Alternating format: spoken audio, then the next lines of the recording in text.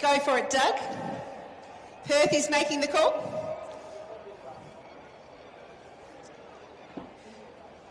Perth has won the toss and have decided to kick to the city end. Did you call it though properly?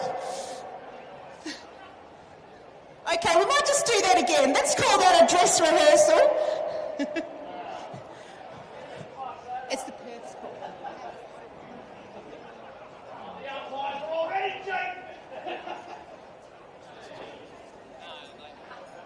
So, just to confirm, Doug's tossing, Perth's calling tails, and it's tails. So we're going to go to that end. But please now, if you could all join me in standing, removing your hats as we stand for the national anthem.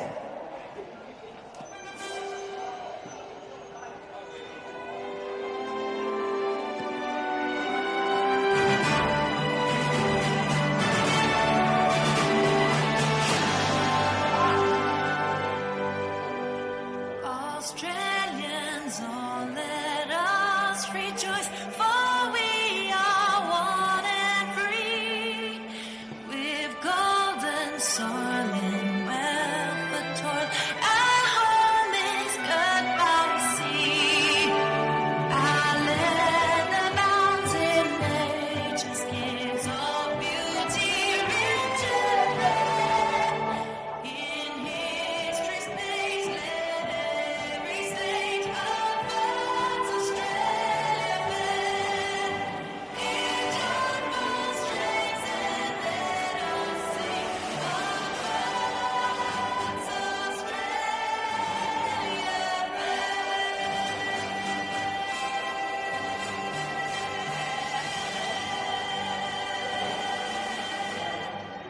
Ladies and gentlemen, good luck to our Division 2 grand finalists.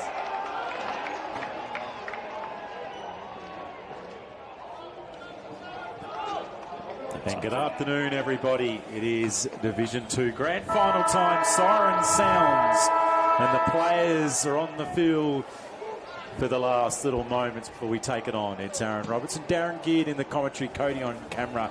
East Coast, who came through with a big victory in the second semi a few weeks ago. They upset Perth to a degree, not completely an upset, because these two teams have played 3 times through the season.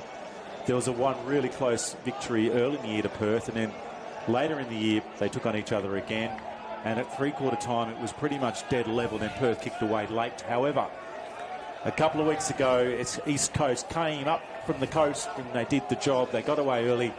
They held a lead for most of the game, but Perth had to do it the hard way. They came via the upstart Campbelltown from the Northern Midlands, and they did the job in what was a very tight game last week. Darren Geard looking forward to this game, mate, and we're taking over from the Roach and Wilders. This will be a little bit more professional. It should be, yes. Looking forward to a cracking game here. It's an interesting one, isn't it? So is the path to the grand final with the winning that important game that gives you the week off, is that a good path or a bad path? We don't really know. Sometimes continuity can be good. Continuity might be good, but obviously they won, didn't they, East Coast? Yeah. The interesting for East Coast, they had a 200-plus win and a bye in the last 2 weeks. Yep. Then they went and defeated Perth. Then they had the week off, so they had one tough game in a month. Yep. Now, that could be positive or negative depending on the players. If you look at their list, it's got some top-end older players, some big ends, McCartney, Potter, massive players into this side, along with some really good young kids from the coast. It's a nice-looking side.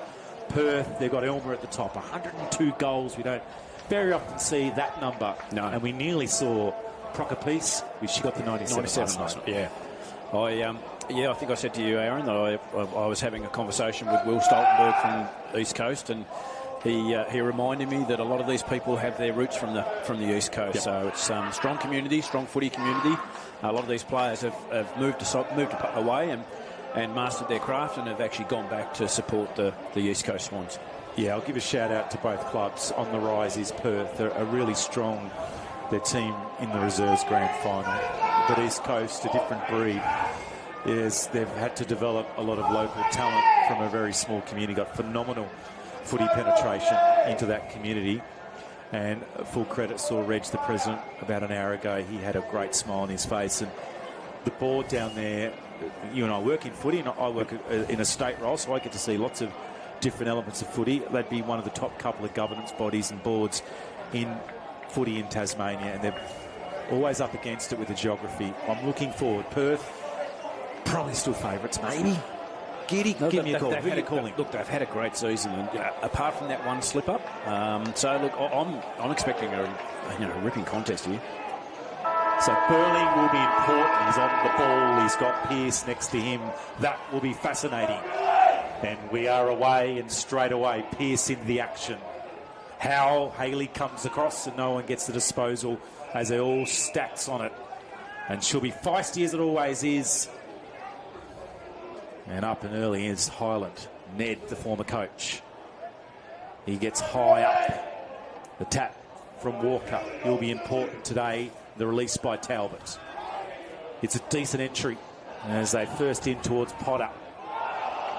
Sam Talbot won the best and fairest down there at the East Coast Swans in his first year at the club. So fantastic effort for young Sam. Riley on the run and rolls over the boundary line. So a big moment. It's been a long time since Perth won a premiership back in the Escudella comp. And a few years since the East Coast have taken some silverware back down over the pass. There's another touch to Haley. Early doors for him and getting some numbers out of bounds on the full. Great crowd, around 2.5 maybe in. They're enjoying 17 degrees at the moment at the home of footy in the Northern Capital. Perth in the newish strip, the modern Guernsey for a club that's on the rise. Warren, only taken high now, the boundary line. I'll just touch on Peach. So our umpires today, we've got Russell Giddis, Hayden Shepherd and Steve Tregertha. It's a good mob. Yeah. It cut contrasting styles too, the way that they not so much adjudicate, but personality-wise, a good, well done to the umpires that are in the middle. A real touch as Highland again involved. He'll be combative. Great servant of footy on the coast. Both sides just sort of finding their way at the moment. It's a stoppage game at the moment. Williams on the outside and run from Barron. Exciting young player. One of their ins over the last couple of years. And the photographer up tight and close. And Jeremy Wilkinson today has had some of the best publicity you could ever imagine.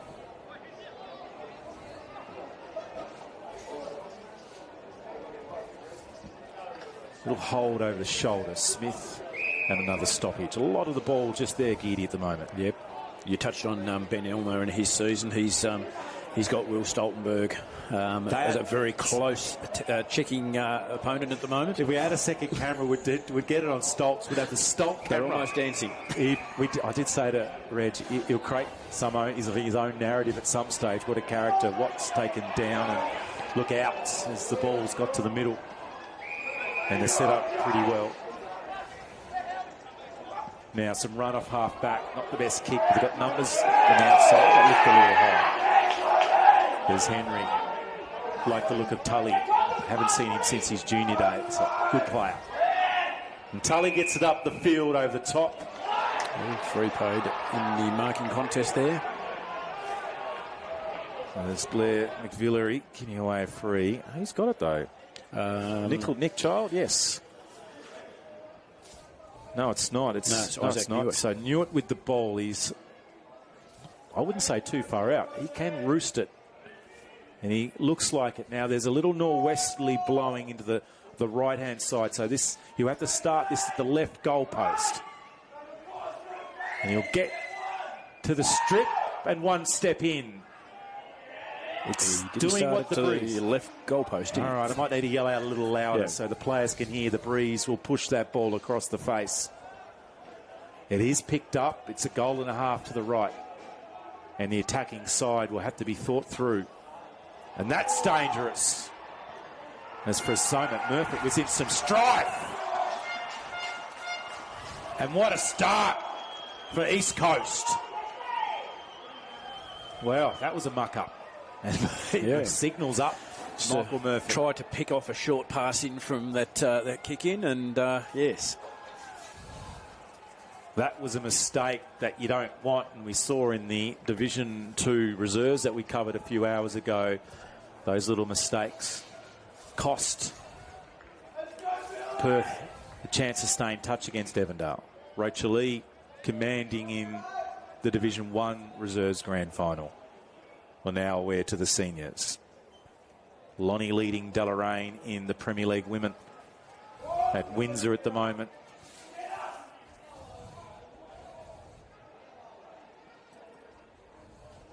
Williams trying to get the ball on the outside. Watts gets involved. He can't keep composed as it's spilled through his hands. Another touch to Williams. Now the dash of Mason. That's a nasty spot to put it because it's going to be easily killed over the boundary line. It's kept in play. Potter runs around as so often he does. He loves to screw it around the corner. In the pocket is Child, and he can't hang on to the mark. I watched Luke Potter play down at the Pine Garner game this year, and he sat on a bloke's head, and I thought, I'd like to see that today. The right ball where he can actually jump on someone's head. The top 3 or 4 markers I've seen play footy in Tassie, Luke. For mostly Claremont, caught him in some games. Had some run at some Virgils. He's got some phenomenal hands. Murford's held up. And a real leader as well. Hard to know what to make of this start, other than the goal, which was just an average mistake.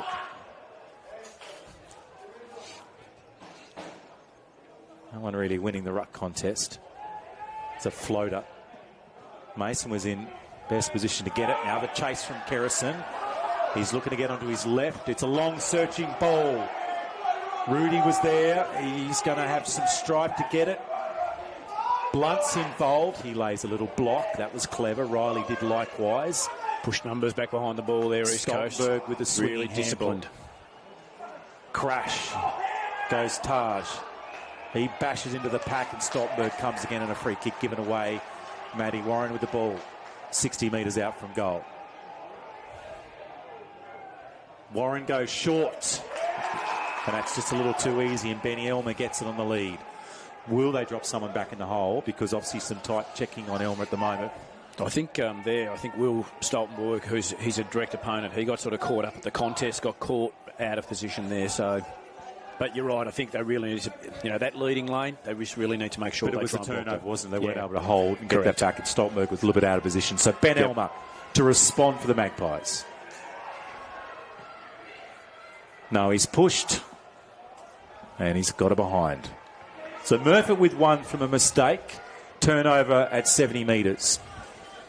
What do they say? 70% of turnovers within 70 metres of goal result in a shot on goal. And there was an example there. East Coast now look to go long, trying to find Newitt. And the numbers at the full for the Pies.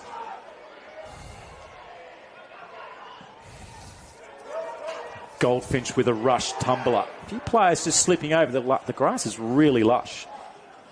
It didn't look great 7 or 8 days ago, but it's picked up a treat. Morrison with the high number. Run off the back for Perth. Kerrison gets it back on his left again, and the runners have come and find Jake Smith.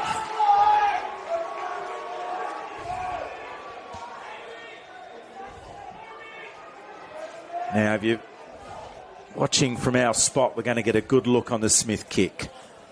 He'll have to just sneak it to the right-hand side of the goals to let the wind push it across the face.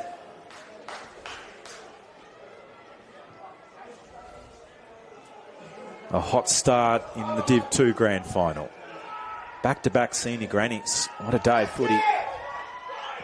That's not where he wanted it. It's still in the play as they all rise up, and Barron was lurking and maybe needed to stay on the ground, but it's been knocked over.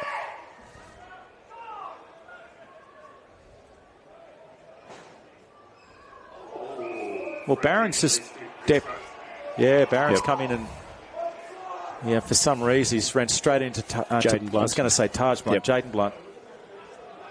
A strange decision. McCartney now has it. He'll love to create and be active. That's not active. It's out of bounds on the full. Nothing like it out of bounds in the full to get the crowd involved as Morrison to the middle. Haley with some early touches has been good off half back. He's been pushing up nicely. The longer ball, Barron at the back. He won't fly as two defenders come in.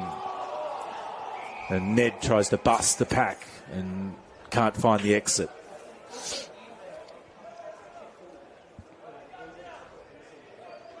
Elmer in the ruck. He'll do that against Highland. He loses position as the flick to the back finds Haley. Good connection between the two. The rush ball didn't really help the Pies. Now it's into hands. Potter with a wide ball. Nell trying to find it and the flick out. Talbot's got some time, but his jumper's scragged. He finds Mason. Knocked on his shoulders. No prior opportunity there, I don't think. So I think there's a good, very good call there.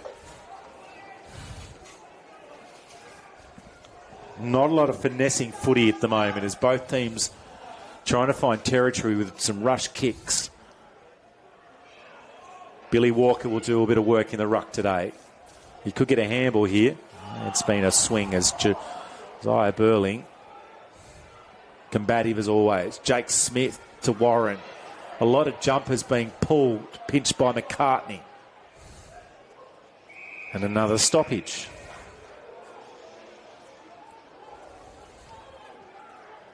Feel a bit of tension in the grand final. Not sure where the Perth reserves are at the moment. Spread somewhere.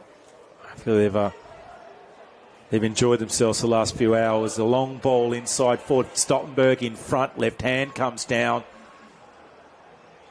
Elmer will have to chase. Goldfinch there, good clearing player. Morrison could get the handball back, but the kick goes shorter. Great from Goldfinch, so two good contests from him as Marsden picks it up and Morrison with a quick entry. They're trying to get some run and that could be trouble. The umpire disagreed. Kerrison. Elmer on the ground and they all jump on top, but now it's feisty as Howe gets involved in the action. And there's some action from the umpire. Hayden comes in and tries to settle things down. An experienced grand final umpire in the north. Smith with his hands, and then the ball's released. The player's injured just in front of us. That is gone. Jonathan Marsden. It landed down on their head.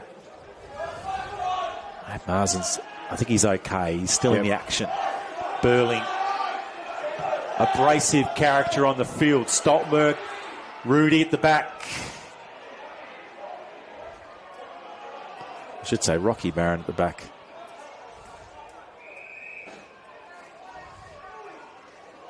Very physical contest at the moment. It's not a lot of open play. It's very contested. It's a stoppage play stoppage game at the moment. It is scrappy. Sometimes you get that in a grand final. But that's okay. The scores are going to be close all day, you imagine.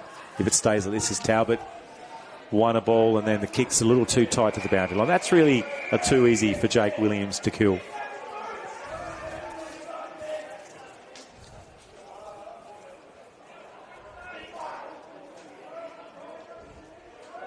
So 1-1-7, Perth yet to register a score of the 6-point territory. Some feeling in this game. And where's the footy? It's gone over the fence. There is no footy because it's gone over the fence. So those that are watching, there's a space around 80 metres in front of us. Maybe Cody can zoom down there and see the footy. It's the space you're not allowed to go. No, someone's grabbed it and thrown it back in. So work safe. Work safe say no one's allowed in that area, even though there's no work going on. Anyway, we got it back. Burling with a ball into the pocket. Should be knocked away. Stoltenberg at the back over Elmer takes a really good defensive mark. He can switch the play. It's a high ball, though. That could bounce the wrong way. And now they've got some run. Blunt looks up. He's got a player down the line. The hands were good from Isles. It's interesting because Perth sort of had all the numbers down that wing there. So East Coast switched it, but there was nothing there. Yeah. Well, the first kick was okay if it was hard and fast and into space, but it went too high and held up. But now it's okay. Things have settled. The kick's a miss and Walker runs out and takes it. Billy's been good in the opening moments of the grand final. Strange kick as he had Williams a little closer. It's been pinched by Frost. Up to centre half. There's no one inside forward 50. It might go in there, and the umpire's found a free. Yeah, chopping of the arms in that ruck contest, in marking contest. Walker again off half back. It's been decisive early. Shikor moves wider. McGilvery moves it on to Haley. So taking some space and using the width of the ground. Mason corrals him further towards the boundary line. At the back, Elmo. At the front, Stoltenberg.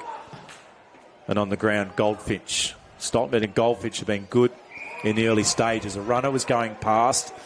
Luke Potter decided, I'm going to go myself. He gets to 55. He shanks it to the left. He certainly wanted it, and it's bounced inside the boundary line. It's going to be thrown to Nick Dendham, looking resplendent in the short sleeves. Guns out for Nick there. And maybe a little tan as well during the week. No, I'm joking. I saw him a couple of days ago. He's always got nice brown skin. No options down the field there for Perth. Had to backtrack.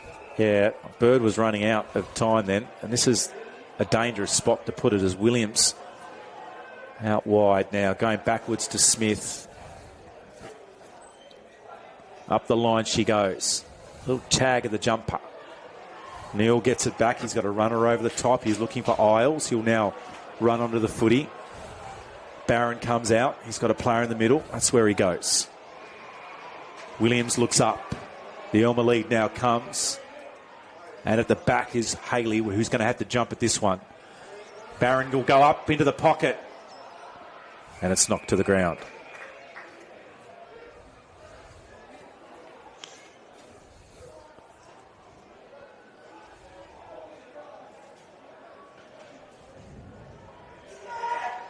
Just Benny Elmer's just having a spell at the moment, so changes their dynamics down forward. Highland got the tap out. And another clearance. Murfitt, back flank. Centre half forwards where he's going. Potter looking to get front position. And he was unable to search for that. A little too easy. Kerrison comes up. He falls to the ground. It's on towards Goldfinch. A squeeze kick up towards half forward. Henry first to it. Knew it with the flick out. Some dash from Watts. What can Tully do? He'll kick it straight to the defender. Morrison. Probably should have almost been a lateral ball there, given that there was nothing ahead. If he couldn't make the distance, maintain possession. Isles into Williams. Over the top she goes. Barron at the back. He's outpointed. Bunt goes wide. Great defender. There's Luke McCartney. Steadies the ship, and that'll be his role off half-back, you'd imagine. Up towards Jackson Riley.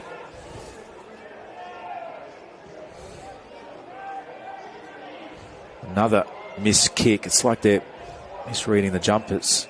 Burling had a hold on him, but there was a free further afield. Tate with it.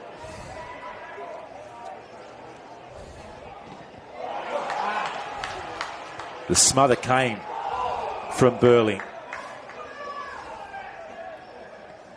Seem to see that a little bit more, don't you, as players react to the stand rule, and then the other players who's got the footy trying to kick. It's got to be on the money. You've got to create a bit more gap. Walker in the ruck. As Nick Child gets a couple to contend with, and two Magpies take him down.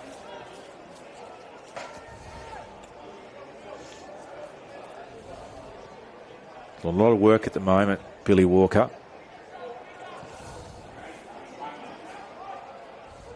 Not the best option because Newt was outpointed then and then tries a late tackle. That could be some strife. What's the umpire say? Yeah, holding the ball.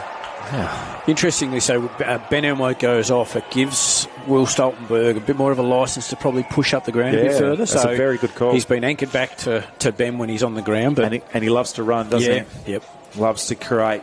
And let's see what Isaac Newt can do. Second opportunity for him. This time he was up against it in the marking contest, but he was able to recover, lay the tackle, and got the free. Just the Murphy goal from a mistake is all we've seen in the first. There's a free kick being played back here. So it's going against Murphy. That's not good news. No, Isles got a whack around the back of the head. Yeah, just got bumped off the ball. Like, didn't need to happen. He was actually making his way off the ground, Isles. And we saw the example, didn't we, in the AFL the other day? As Burling has a huge turnover now. East Coast could have been up by 2. And now Williams is having a shot on goal in the right pocket. So it could be potentially a 12-point turnaround. In a grand final low scoring, is that a mistake? That will hurt Perth. I suppose with the grand finals, you've got to be disciplined. Have to be disciplined around that. You can't afford away. You're having a shot on goal, so this is almost a 2-goal turnaround. Williams, tight spot. And it's gone to the left because that's the way the breeze is going. A bit of a fly from Barron. He'll be involved in some aerial stuff, and I'm sure lively around goals as well. As the crowd builds again. Nice spattering of people around the venue at the moment. Mason deep in defence. Burling being busy, stands the mark. It drives it up towards the wing. Morrison at the back. He's got some help over the top. Stoltenberg, you're right. He's come up the ground. He's pretty useful in those stoppages. He's a feisty character and a don't argue style of footy as well. So Ben Elmer's back on now, so Stoltz goes straight back to... Well, Cannon's got no one to kick to. A bit of a stagnant forward line. It was a little easy as Marston came over the top. At ground is Childs. What can he create? He flicked out a handle. It didn't favour his teammate. McGillivray there. Potter. Is it a throw? Yep. It is. So Potter just a bit clumsy on a few occasions. Lots of experience in big games. Heap of experience throughout this East Coast side in finals at UTAS. Is that the non-controlling umpire had that one? No, I think it was called out of bounds. It was very close. Leaning out of the window here to get an angle of that one. Where 75 from the East Coast goal. Kicking at the northern end of York Park. Haley needed to be cleaner. He had enough time to go again with another grab. Nothing ahead of the footy here for Perth, so you're going to have to backtrack. McGillivray, that's a dangerous ball over the top. Mason, he goes to the ground. He just bashes it on his boot. Didn't have a lot of time to make a good decision, and that resulted in a minor.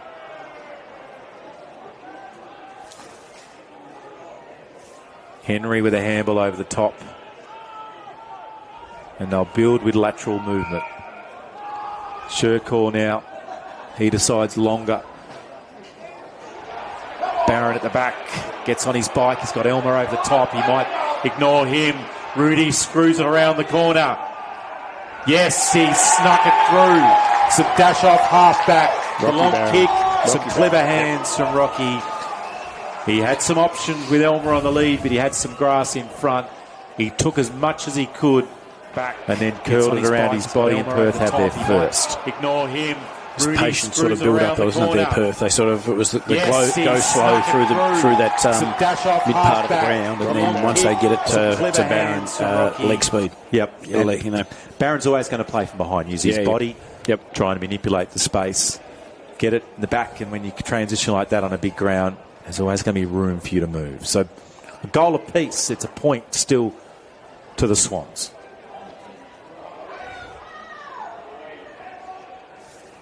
Bellinger trying to win a footy.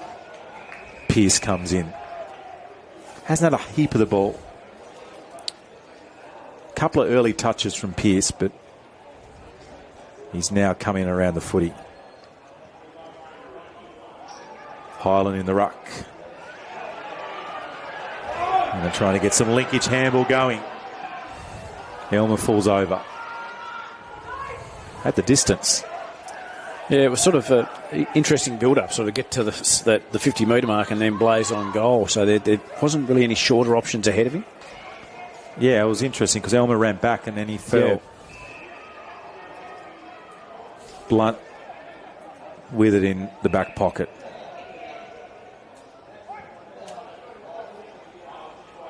The decent jump by Blunt. The Taj right in the back and a free kick given away by Nicholas Child. And a free here. The ruckman with the handball. That's a better entry, although a little misdirected, but it was looking for Barron.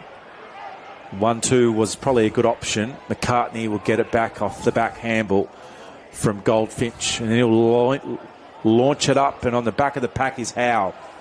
Chased down by Kerrison, delivers it up towards half forward. The handles are really good. Potter tries to get into the position. Morrison at the back and then releases with a lengthy handball over the top now. Kerrison has some time, and inboard he goes to Henry. Pearce comes through, and just on the siren has his ball taken off him. And an intriguing low-scoring first quarter, 1-2-8 apiece at quarter time. Murphy and Rocky Barron with a goal late. Hard to know who's taking advantage in that first quarter. Certainly on the scoreboard there isn't, but in general play. Yeah, I think it's just sort of both teams are just feeling themselves out at the moment. Like, I think there's been times where either team have actually won the football but really haven't had good structure for the football to use. So, yeah, look, a solid first quarter from both sides. No real clear dominance out of the middle that I can see. It was fairly neutral.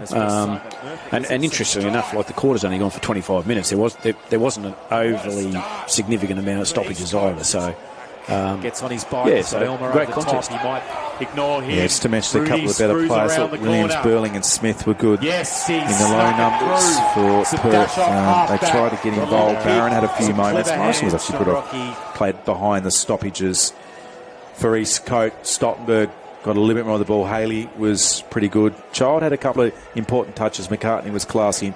Goldfinch also worked really hard in the back half. We'll have a break. It's all 1-2-8 apiece. Division 2 Grand Final. It looks to be a ripper. The sun is shining. It's lovely and warm. Make sure you come down because there's plenty more footy action coming up.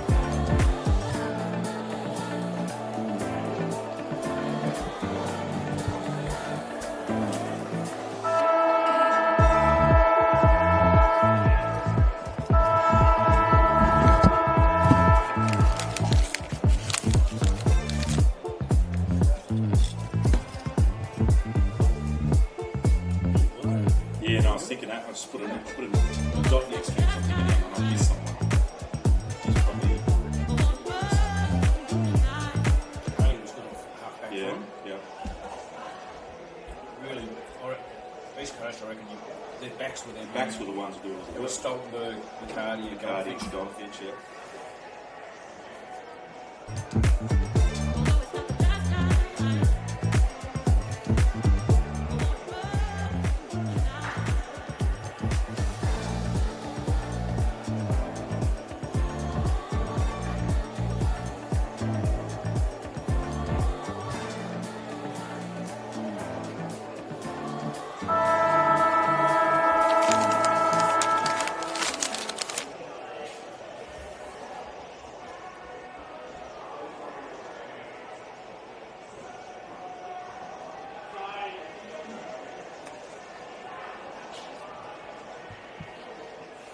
Burling did. He was pretty good. He's still his time.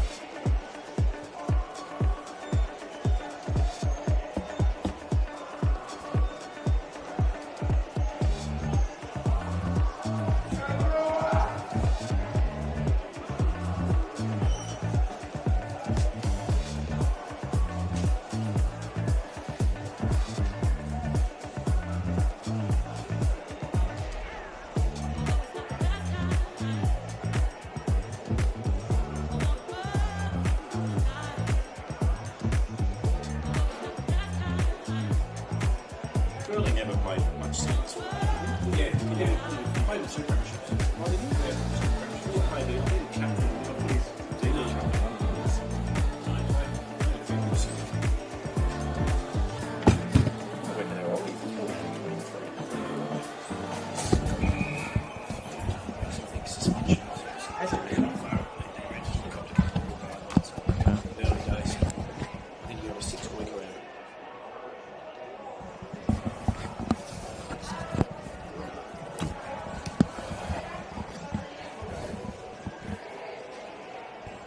Second quarter action coming up, Aaron Roberts. Darren Geard on top of the Western stand covering today's game.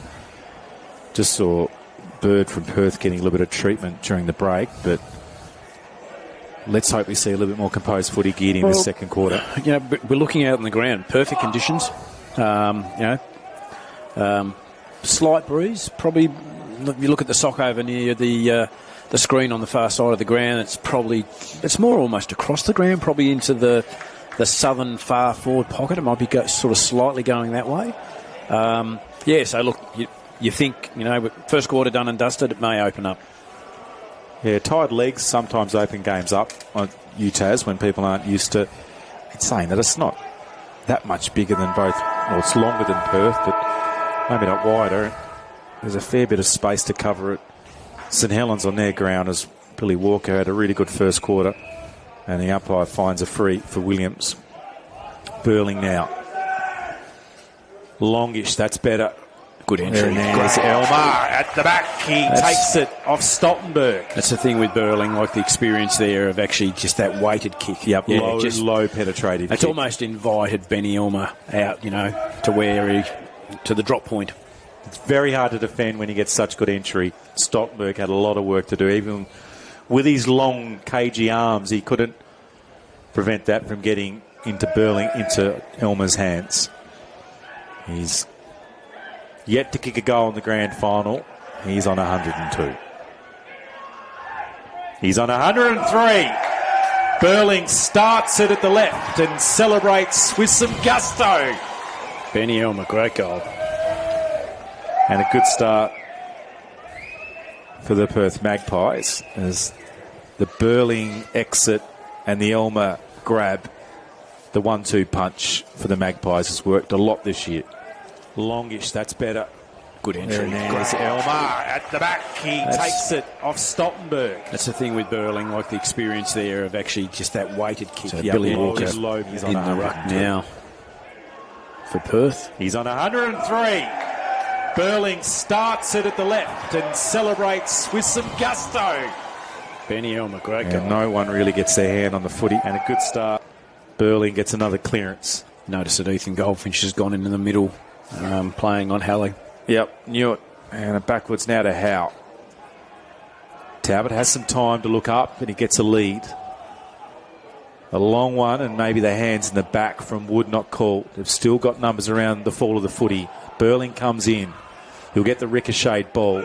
He competes hard out towards Potter of Perth. Someone's gone down off the football there. Nathan Pearce with a handball out the side in towards Talbot, and the rush ball out towards the flank. The run now of Mason. He drives it towards goal. He goes across the face.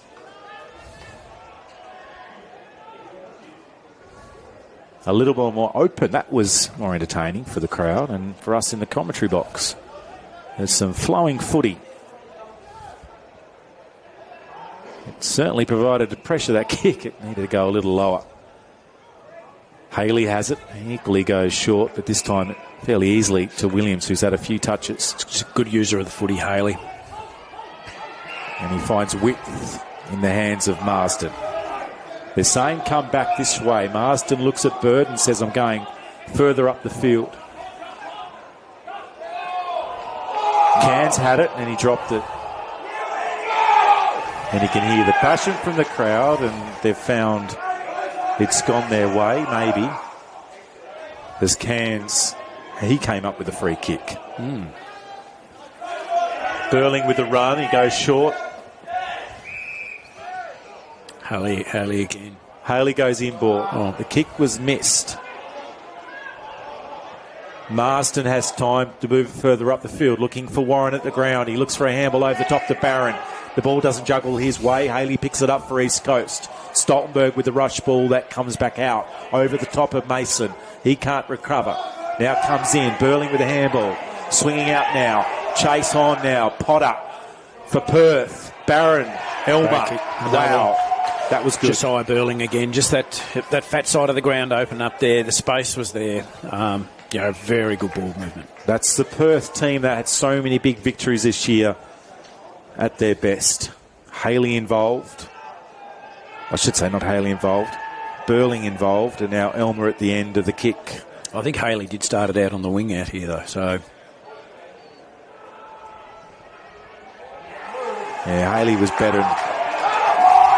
And you can hear the noise as Elmer kicks his second.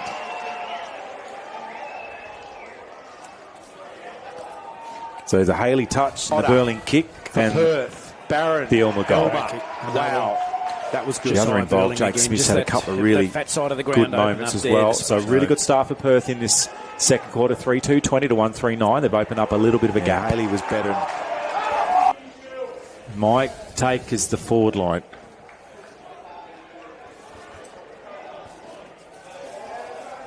Where's the goals going to come from the East Coast Swans? Really like Walker in the ruck. Had a good battle against Cannon. One way, two way is Goldfinch. He's now rolling up towards the ball. Those sort of deliveries, though, Geedy, aren't going to help them, is it? And it's been easily taken by McGillivray. I think we're seeing sort of Perth using the football better. Get the ball in the hands of the good ball users. And there's one of them in Haley. Yeah. Marsden had a chance to get out wide. The umpires found a free kick against him. And a few 50-50s being called by the umpire at the moment. It's off half-back with Talbot. He's going up the line. There's a good contest, and that's a little bump. That's interesting because, admittedly the bump was a little late, but McGillivry's given it away. Newitt now. He's been good early. That's a great bit of footy from Newitt. Potter. And Potter comes out and takes it low in the grass. It's a good ball use into your forward half. Like if you can get it, move it quickly. Space was there, so the opposition didn't have that time to flood back, clog it all up sort of thing. So Potter needs now to capitalise on this. Luke Potter, usually a pretty good kick from 50 metres. The distance won't be any problem. The kick is floating to the left. It's not going to come back because the breeze is going to take it that way. But a good build-up from the Swans. So a couple of minutes here, East Coast have had some entries after 2 goals to Elmer. The long ball out. Haley takes the mark just in front of the line, and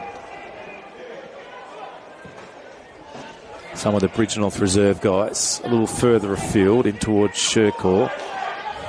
Marsden ran into some trouble. Carnes at the back. I should say Karen's at the back. And a good little tussle in front of the East Coast faithful. Sure they enjoyed the bus trip. Score from Windsor Park. So Launceston women 25 to Deloraine 3. 16 and a half minutes to go in the last quarter. All right, and we heard Todman's kick 3? 3 at this stage that I'm aware of. She kicked 4 last week when I covered the game. So, ticks it in for Ash Smith and Lonnie Footy Club. What a year for Deloraine. Stoltenberg into the ruck now, so change has been made there on Elmer. It looks like Child's gone back and Stoltenberg into the ruck. Well, he tried to win it. It's been pinched by Talbot. One thing with Will, he'll give you a contest all over the ground, Will. So yeah, Morrison at the back, too easy. He finds lateral movement as Isles gets it up in front of himself. A little tap just to tether the ball. Well, searching Ben ball Elmer for Elmer. looks like he's he looks limping there. Very sore, doesn't he? But he still managed to get the footy. I don't think it's necessarily any major injury. He's got some strapping on his leg, and he wasn't at full pace. He missed a couple of games late in the year. Came back, I think, and played the last roster game and the first final. But I think he missed a few before that with might have missed 3 or 4, didn't he? With a knee injury. So okay.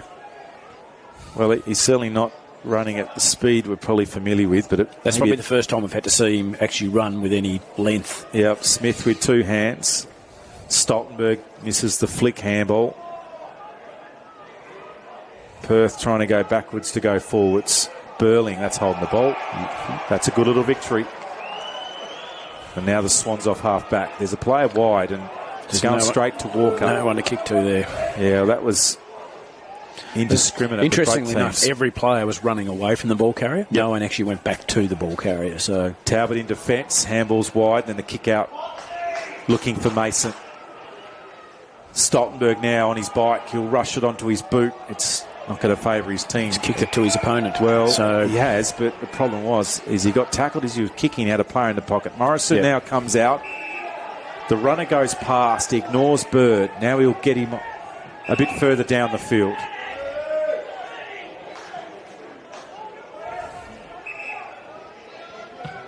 Bird's got the longer option. I'm not sure what that one's for. There's a runner in the way. What's the runner doing? What's he's saying? It's me? Yeah, you're in pink, mate. We can see you. He's now copying some advice from the opposition supporters who I think know his name. He was about to take a mark. He was nearly in the play. That was odd. And I think that's what, obviously the free kick, because the runner was within the restricted area. So Mason with the spin out, Blunt now with the quick entry up towards half forward. And in the hole was Henry.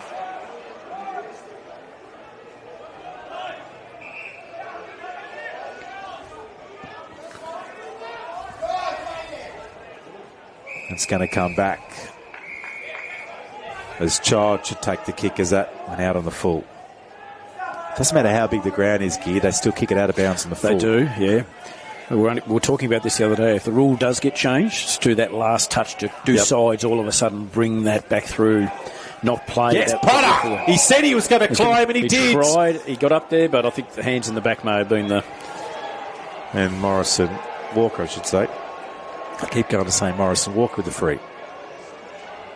He wants some run at the back. Burling crosses the ball. Oh, danger. It's a really dangerous kick that finds Williams. Further afield, Isles at half back. Morrison just running past him as a safe option. Low hard kick is excellent. Williams on the outside, he goes to the middle.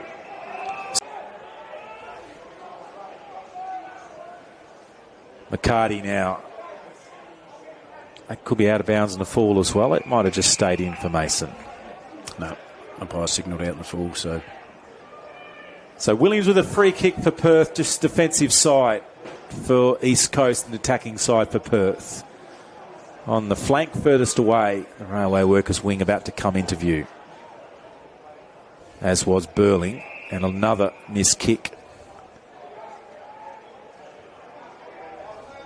As McCartney and Burling running with each other at the moment.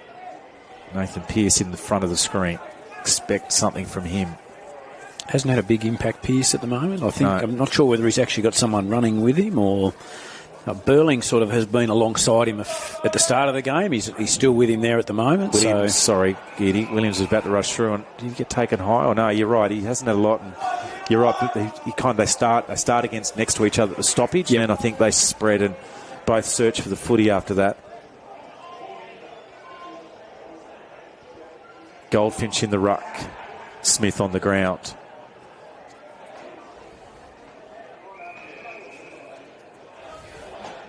Some scrappiness about this last 5 minutes. We saw two nice passes of play and resulted in a couple of goals to Perth and a miss to East Coast.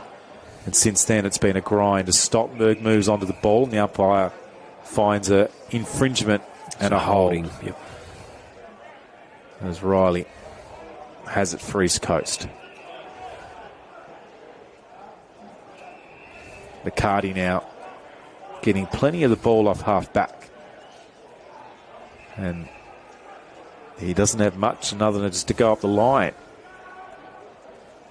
Williams there on towards McGillivray. East Coast, they get a touch here. They've got a couple of players in this contest. Frost might have been taken high. He sort of just lies down. I think he's okay. He picks himself up and returns the ball to the umpire. Stoltenberg into the ruck.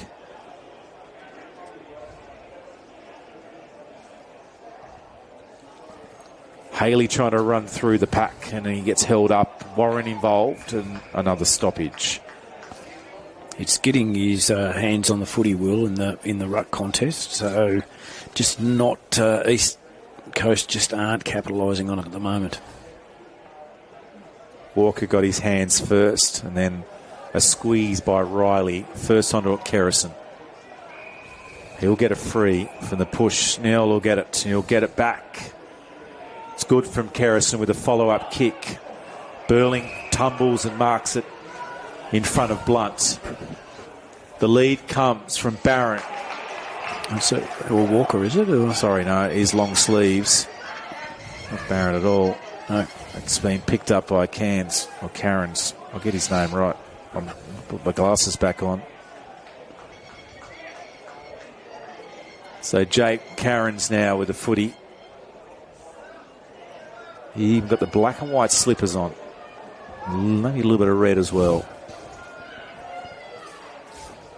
And he's going to be kicking from 50. Unless he decides to run around the player on the mark. Which he does. Yeah. And then front. It's Barron in the pocket. What happened there? I think they thought it was going out. Yeah. Everyone sort of stopped looking. It wasn't. And there's players now sneaking into the hole. So is that claimed as a pass? Absolutely. That's an assist. As Barron will now have it. He's right up against the fence. The check side number is to the near side. So he's had some opportunities down there, Rocky. He's jumped at a few. He's been at the ground. Yeah. He's been at the fall and he's missed. He could have kicked three.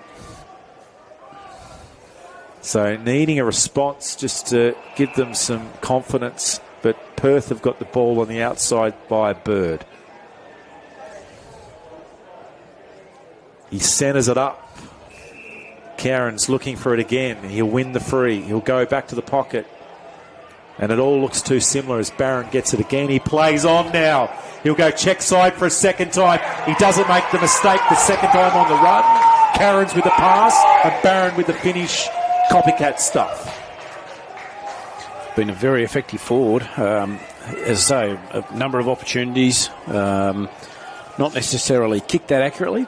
But that's his second. Again, he'll win the free. He'll go back to the pocket. Sloppy checking. And it all looks too similar. The East Coast defenders have allowed those opportunities. He'll go check side for a second for Barron time. to get free on those two occasions. He's got 1-1 for that with the pass. little foray, and they've got a game high lead of 18 points. 4-4 to 1-4, 10-28. I think Coach Lowe would be really concerned around the uncontested marks that have been taken in the forward half by Perth. You want to see a contest. Bring the ball to ground and give yourself an opportunity. Is it Stoltenberg in the ruck? Does that hurt a little bit? He's really good, although in saying that he's we might have a 6-6-6 breach here. We've got, we have. Is there one extra player? So we're going to have a 6-6-6 against East Coast. They'd had too many in the forward half. That's all right. Just a warning to start with. Next will be it's next to free, isn't it? Stoltenberg wins the ruck. winning the ruck, but just not actually capitalising on it out of the middle. So Marsden's had a bit of it. yeah, quality user. He's centre wing. Smith now has it. He probably can't go to the middle. He'll have to go up to centre half forward. He'll go further afield. 3. Swans, McCarty is at the back and comfortably takes the mark. He switches the play. It's usually his style. He was good enough, so Nell couldn't get involved. It's Watts' ball now. Back to 9 points at Windsor Park with Rightio. 6 minutes to go. Okay, game on. The Roos still in the hunt in the Women's Premier League to make the grand final. They probably should have defeated South last week. Maybe that was their real opportunity. Dancing around was Haley. They need this, don't they? There's a runner on the outside and still reluctant to give it off as Goldfinch's ball goes long. Looking for Potter. On the ground was Henry. Potter over the top. He'll get it now. He ducks under the tackle. Back out to Henry. The ball comes into Stoltenberg. He gets to front spot, hits the turf, looks for run. He then goes back. He could have had it. Frost twice he called out for the footy, and eventually Potter in the pocket marks the ball, diving down in front of Shercor, and he'll have a second shot this quarter. You sort of see the difference there that every forward entry into the East Coast forward line, it's contested football, whereas at the other end, Perth seem to be able to get that uncontested possession. Yeah, it's a pretty good storyline at the moment. It's hard work for East Coast, but they're only down by 18 points. This gets them within a couple. Potter's kick is poor. Out on the full. In fact, it's very poor. And at no stage that looked like it was getting close. So for those that don't know, eastern side of the ground, new grandstand, which will just sit underneath the existing infrastructure or the roof and the facade at the back. The front of the western stand all gets removed and they put in new structure as Warren gets on the run. Elmer at the back. He couldn't take the mark as Blunt brings it to the ground. Barron pops up like a cork in the ocean. Is that the call? He's going to get it back again. He loves his pocket. Barron, he's got a player over the top. I don't think he knew he was going to get it. And Nell gets the goal. Coast to coast from Perth. And that's the best play of the day across all of our games. At the back. He couldn't take the mark as Blunt brings it to the ground. An unselfish footy in the end. Like a cork in the ocean. Is that the concern call? For the East Coast? He's going to get it back again. He loves coaching his staff pocket. there, how that ball transitioned. It was basically very little defensive pressure as it went down that far in. Yeah, this is the different East Coast side to coast than what we've seen so far in the last day. 6 or 8 weeks. It's going against them at the moment. It's a 24-point lead. Bellinger's been combative in the ruck. He's up against Stoltenberg, and they need to get a win. They need to get Newett involved. And Stoltenberg's going to win his own tap. And they all tumble over. Tate gets pushed. Burling not happy. The umpire says, settle down, head back. So they've got runners out the back here. Stoltenberg in the middle. Now the lead comes. He's going to go longer. 2 defenders waiting under the footy. One of them was Williams. Watts comes in. Dishes a handball wide. Child coming through. He steadies the ship for the Swans. And they respond and get it back to 3. Badly needed goal, that one.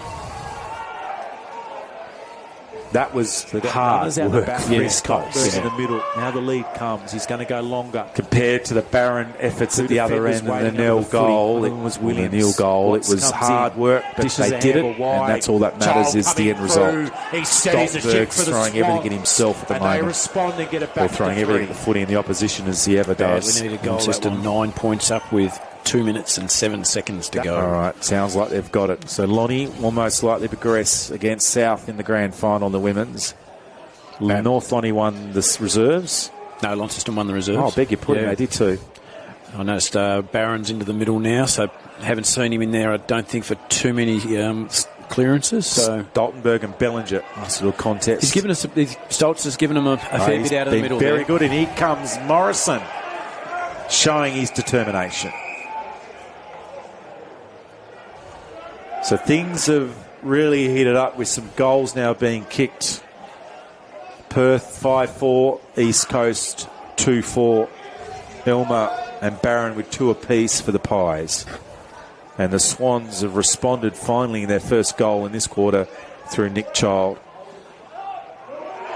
There's trouble as Haley off the pack.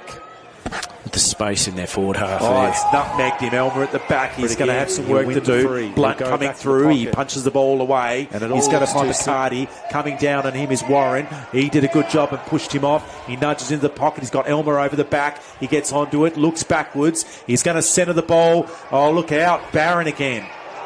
I think he's probably just outside his range there, Rocky, but I would suggest he's probably going to take the man on the mark on. Yeah, let's see. I reckon it's a 50-50. Centre the ball. Will he take the gamble? Is he a gambling person? He's going to lace it up from 50. He's had a good quarter. He's kicked 2.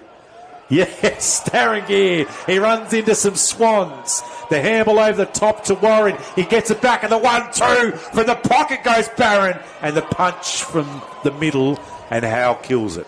I think everyone was awake to the fact that he was going to run on because there was a wall in front of the mark. There was 4 or 5 Swans that came towards Barron. That was entertaining stuff. It was like everyone knew the joke that was coming as Pearce finds it off half-back. McCartney gets the receiving pass.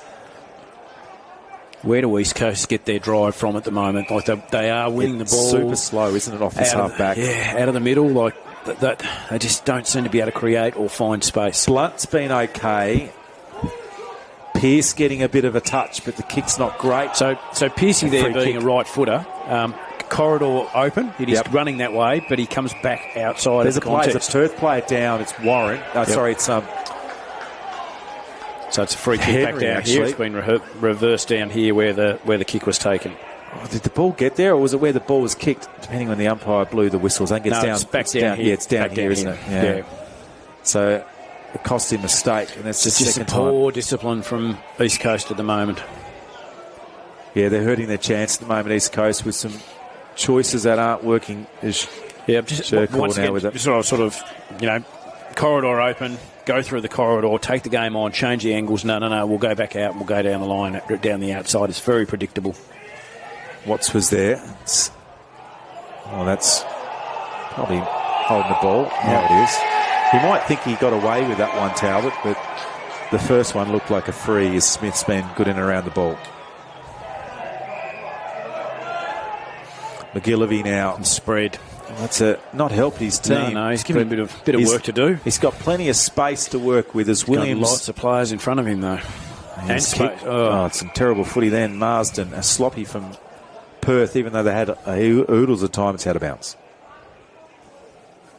East Coast probably very lucky there because I think if Marsden had taken it ahead of him, they had other options.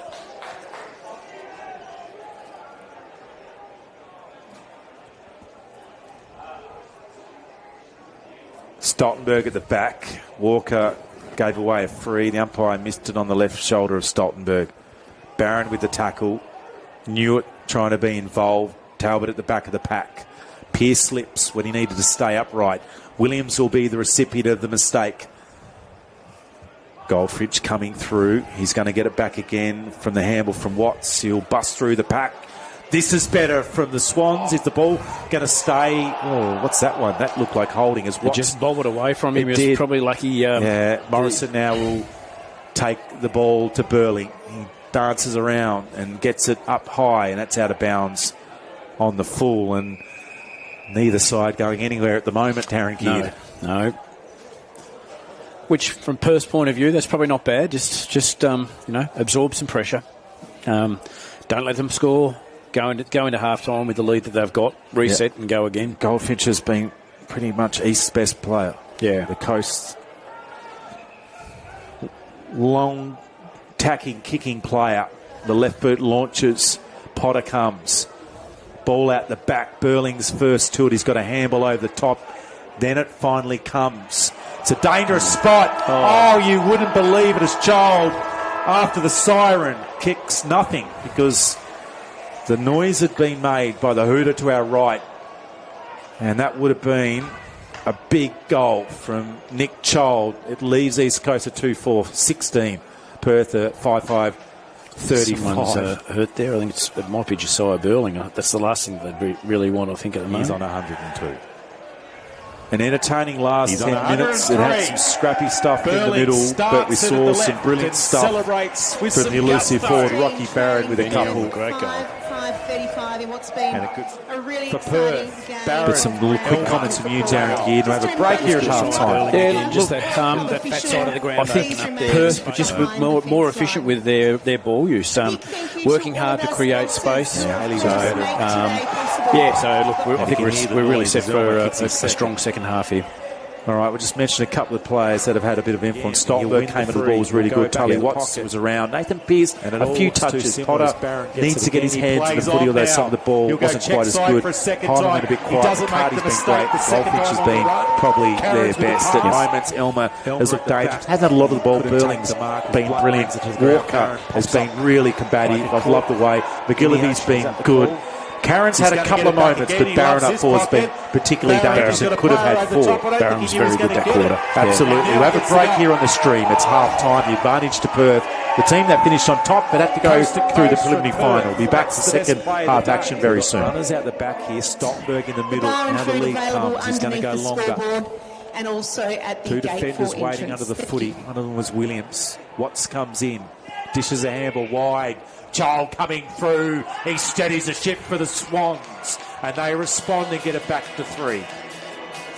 Badly needed goal, that one.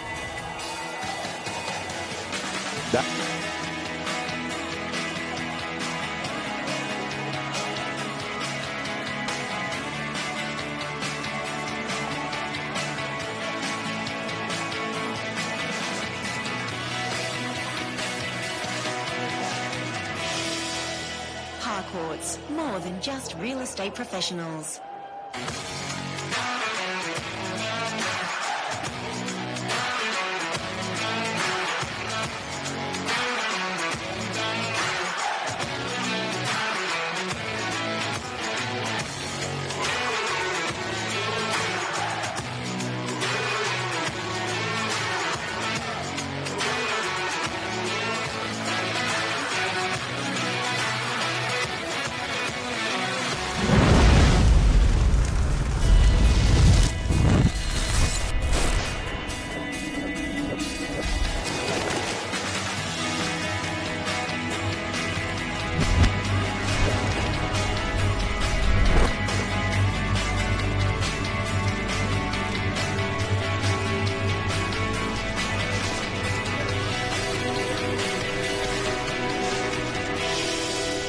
Harcourts, more than just real estate professionals.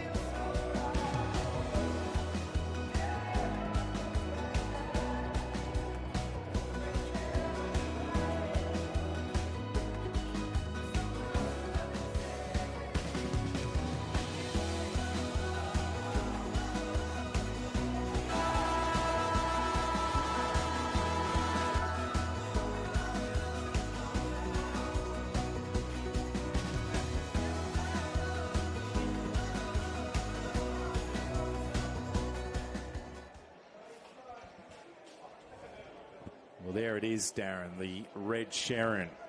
They've got it this time. We had a game today where the umpire stood in the middle of the ground and went to put his hand in the air, but didn't have a ball in his hand. Lachlan Walker, our umpire, he was standing out there, and I'm thinking, why is the game not starting? And then I realised there was no football. He had no footy anyway. Someone forgot to bring it out. The one job someone did, it's there at the moment. And the footy's going to be in the hands of some of the East Coast players to get themselves back in, as Ned's in the ruck and he's going to be up against a very dangerous Billy Walker, who's been really good. I'm looking through the list and thinking the goals need to come early. So Stoltenberg must be off the ground, which is interesting because I thought he was actually giving him drive out of the ruck. Yeah. Oh, no, he's down. No, Sorry, he's back on the Elmer. He's full back, mate.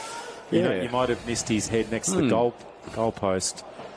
Anyway, we're away in the second half. Haley with an early touch. Talbot runs on. High tackle, not called. That now it is. Or holding the ball. He's won some tackles today, Sam Talbot. Really good game. The question is who's going to get the marks up forward? It's knocked to the ground. As Pearce fell over. Called for a free kick up towards Bird. We're just looking through how many clubs he's been at. Bird as Burling. They get some clever positioning. He's given a free kick away. Darren Gear. Push. I thought it was just good use of the body. This is interesting. McCarty's gone forward, so he's been down back for most of the game. Can take a mark. Yep. And not completely against kicking a goal. The veteran, he's going to be 35 metres out, maybe 40 directly in front from the free kick. And Josiah Burling wasn't overly happy with the umpire's decision. Yeah, it was without the advantage of the replay. I thought he just sort of, basically stood there to protect the drop zone. And he's pushed it, and it's coming back. And the Swans had the early hit as the goal comes from the defender. Positive start, that's what they needed. And they had the better of the last couple of minutes. Nick Child should have kicked a goal. He literally had the ball in his hands, and he was in the goal square unopposed, and the siren went as it was nearly being dropped onto his boot. The timekeeper had no sense of theatre. He didn't, and he was getting his hand on it. He would have... Well, obviously got a neutral timekeeper here. Thankless job, that timekeeping. I did one earlier this year and, fell asleep and was set time of 25 minutes, I think it was, and I went 25 and 35 seconds. Righty, okay. You got sacked after that. Dismissed. You've been downgraded to expert commentary. You're doing a great job, Geardy. You're in the ruck. And Walker knocks it down on the ground. It's picked up by Carrans. Burling gets up and flicks a handball over the top. It's one touch, two touches from Marsden. Involved early Talbot, and he dashes, I'll get it right, dashes through the middle. The ricochet onto Haley. Barron at front, he reaches up and can't win the footy. It's been taken by Blunt. He sort of tried to play from behind. Rocky tried to play in front. He came from the side. He did a 360. In the end, he didn't win the footy. He's just undersized on the opponent. Isles should have won a free kick, not called by the umpire. And both players are a little sore. McCarty's down. The kick's poor. That hurts him if McCarty's down because he's just kicked that last goal. Yeah, Highland got the rebound. It's up towards half forward. And this is better from East Coast. Out wide to Mason. The shorter option from Tate into the goal square. That's a mark to Potter. And the turnaround's happening already. A goal early doors from a free, and now Luke Potter with a contested mark. And a really good build-up, all from Sam Talbot. Yep. Started very positive this quarter, Talbot. And Potter there just basically stood his ground, stuck his posterior out. Yep. Protected the drop zone and took the mark. He's going to need to kick it. Needs to finish. They've got one already. They've got two. He's missed. He's had his, I would probably say he's had 4 or 5 shots on goal. Yeah, at least 3. He's got a couple of points and the ball's on the ground. That is a huge miss in a grand final. Low scoring, 3-5 to 5-5. It's 2 kicks in it. As there's the cut from the Rocher Lee reserves. Their seniors await in a grand final against Hillwood. And Perth via Burling. The long searching ball. It's very good. Overhead was Smith, unopposed in front of Talbot. Elmer loose. If that gets to Barron, he's in some strife, and a good tackle by Blunt. Barron he took that 4 paces forward of that contest if the ball had spilled out. Good luck. He was away. And Good luck. Stoltenberg was in trouble because Elmer had the gap. It's a ball up as Walker over the top. He thumps it wide. Barron involved, looking for Kerrison on the run, taken over by Taj.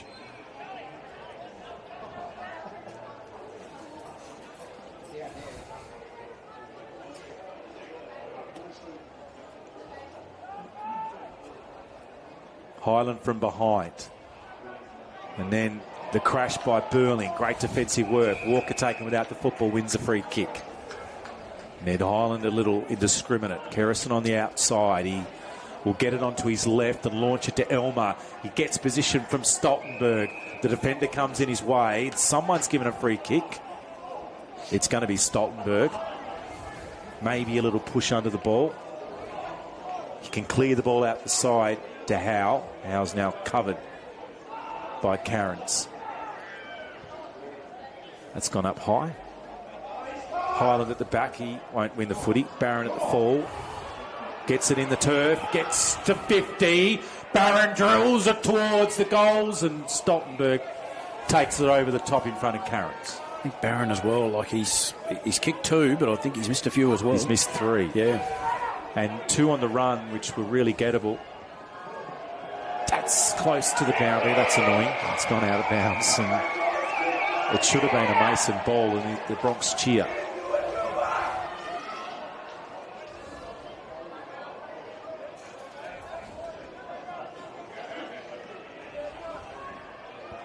Dangerous. Where's Barron? He's at the back.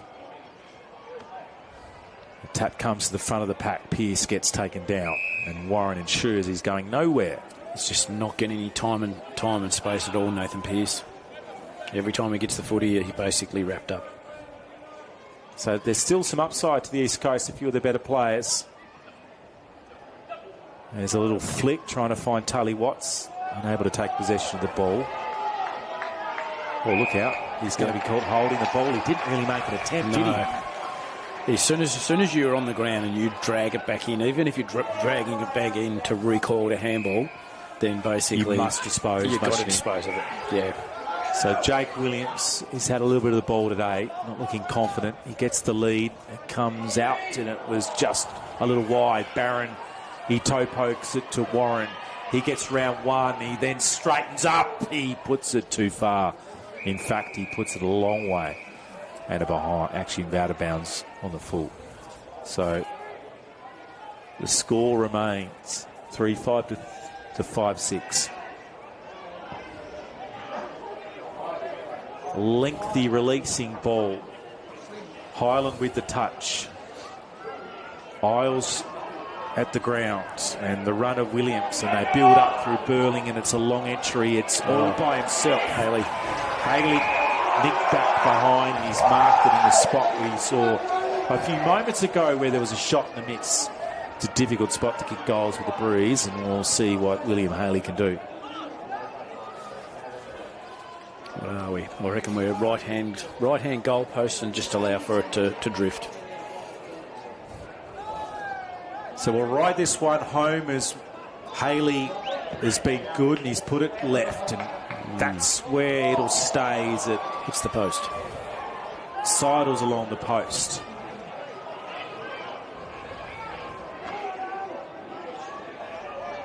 And we breathe another day. Goldfinch has been great in defence with the long sleeves. He loves the long roost, and that's where it goes. It's at the back. It finds Watts onto Newitt. Rushes back again, and he's in the way. Goldfinch. Now he moves it. They need to get some pace on the ball, don't they? Yeah. That's a good kick, and an even better mark as Mason then finds some run out the side. But just these little mistakes. Mason will go again. Burling will come through. Flicks out the handball, let it wider. Probably should be taken over the boundary line as Williams ends up copping a little bit of dirt in the nostrils. So things have just settled a bit after it looked like the game might open up. We're nearly gone 9 in the third quarter.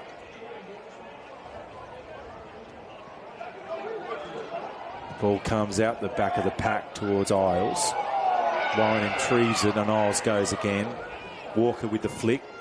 Warren coming through. Talbot trying to lay some pressure. A squeeze handball to Tully Watts. He then looks inboard. They're under some pressure and then a rush ball by Riley. That'll do. Gets it up towards Potter. The defenders come out. Murphy taken down from the ground. Potter tries to go, but he's not going anywhere. And he's going to get another free. And he's going to get another shot on goal. And a big disappointment for Shakur.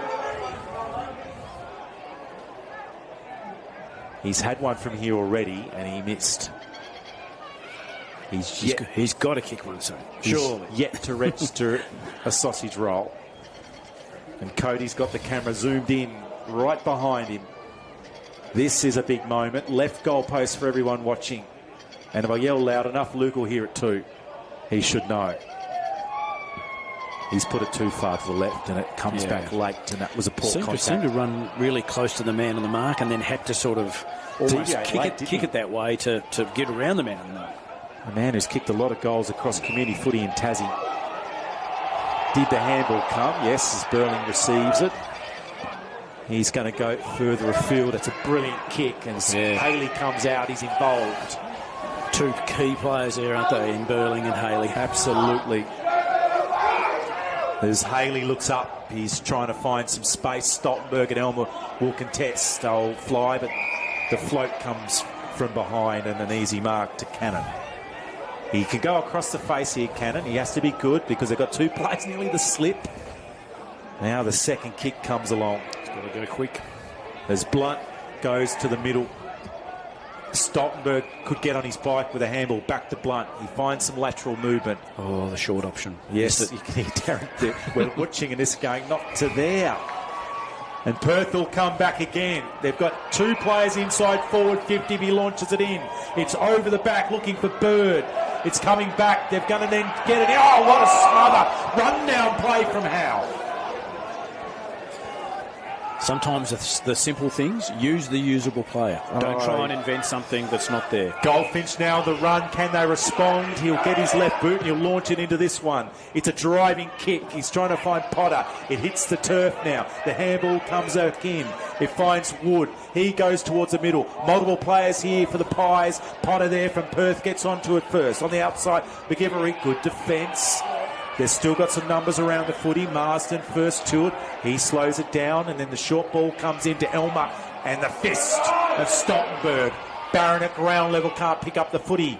They all converge on it. And then comes Nathan Pearce. He settles it down. And a loose checking, and Blunt gets it up towards half-back.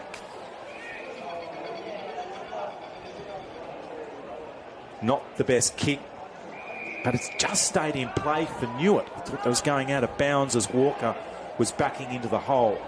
It's a really good kick, and the run from Haley. He delivers the ball towards the middle. It's brilliant. That's the best played. Finds Nick's child. Can kick it from here. That was good build-up. Lateral ball, and then brought it back in late. Possession footy.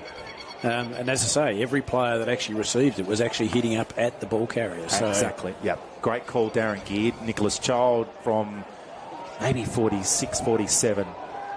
Gets very close to the player in the mark.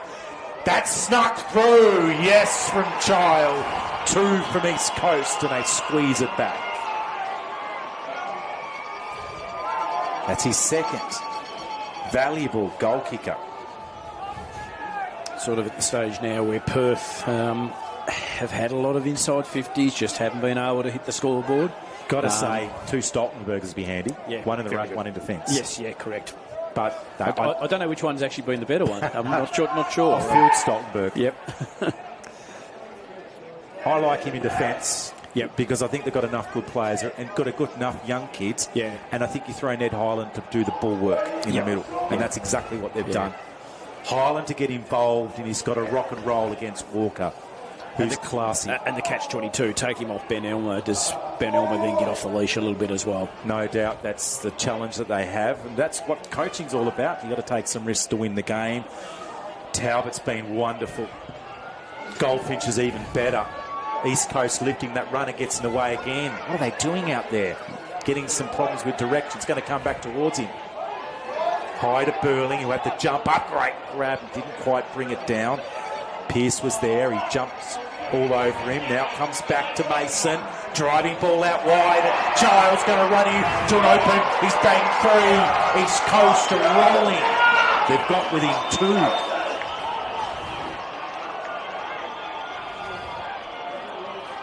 2. Momentum. A funny thing in football, isn't it? It sort of, you know, That's your last cliche for this quarter too, Giddy. they've struggled to maintain possession and to string quality possessions together. They've done it in patches, but all of a sudden they're winning the ball at the source, winning it out of the middle.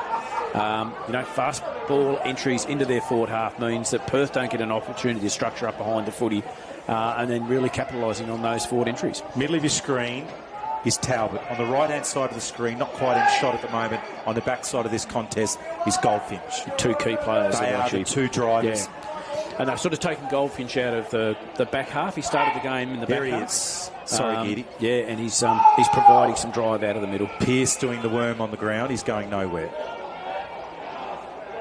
Well, I hope you're enjoying the live stream, Aaron Roberts. Darren Geared up watching it. There's Goldfinch at the drop. He had Talbot, but he's still got his boot to it. It's coming in again. I think the umpire's paid the mark. He has. Haley's got it. He's had some good minutes, and he's 55 out. The lead comes. Potter at the back in the goal square. The returf goal square. Here he comes. It'll go to Potter. Driving ball. Luke goes up. Can't take the footy. It hits the ground. Child's left boot. A little inaccurate. Very high ball. They come and converge, and somehow amongst all of that, it's a free kick. The umpires found a free to Perth. A sigh of relief to the Perth coaches. We're in a couple of points. Both these teams have played incredible matches throughout the season. Yes, Perth was undefeated until the second semi. It's been so close. Mason, and misdirected. Maybe they could take their time, and they're looking for Child at the moment. He looks the most likely.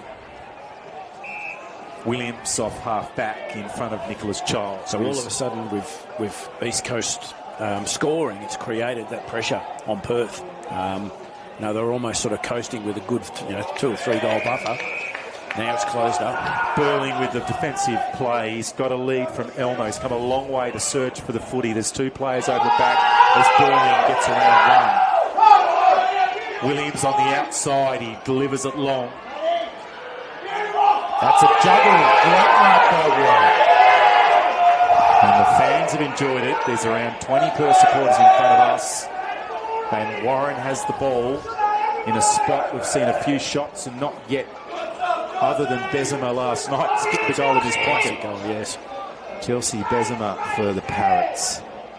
That was unreal.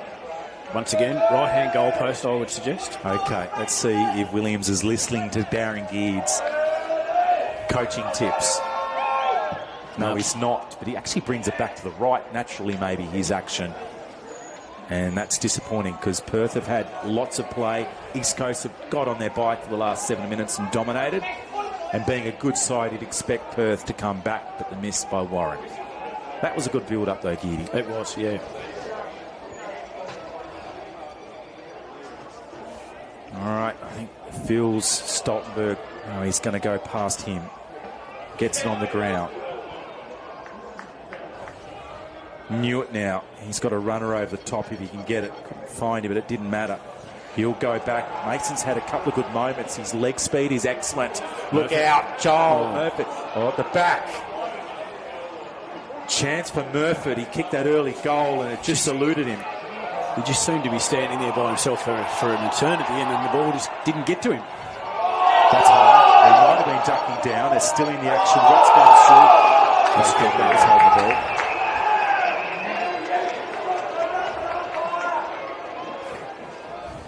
And she's on in this grand final. We wanted a close one. Another possession to Mason. That's easy. That's far too easy. And Potter, can he finally kick straight? This is probably the easiest shot I reckon he's had. Don't say that. I know. It's the dreaded Moz, isn't it? It is. You're a powerful Mozzer. And it's a kick for goal for Luke Potter. Directly in front, 25. Let's see what the veteran can do.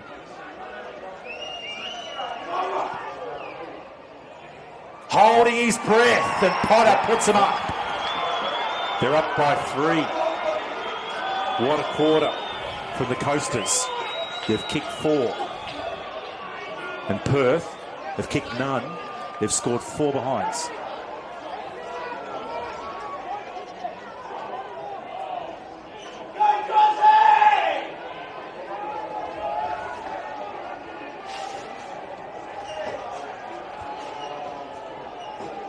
Well, we hold our breath, Darren Geard. Yeah, she's a very interesting contest now. What do Perth do? How do they react? They can't go back into their shell. They've got to go back to the brand that they were playing. Attacking footy. They've got powerful forwards ahead of the footy. Burling's gone forward now, so Warren's involved. He can't take possession of the footy. A couple of stoppages would be good. Settle things down as the run has gone all towards the left of the screen. The northern hedge end of the ground. No one wins a ruck contest. The umpire found a free. It's a block. So Bellinger's been pretty good today in the ruck. That's a long ball to Elmer. Stoltenberg should be able to knock that to the ground. Potter was in there. Burling. Warren on the run to respond. The Pies are back in front. Seesawing stuff here at the park.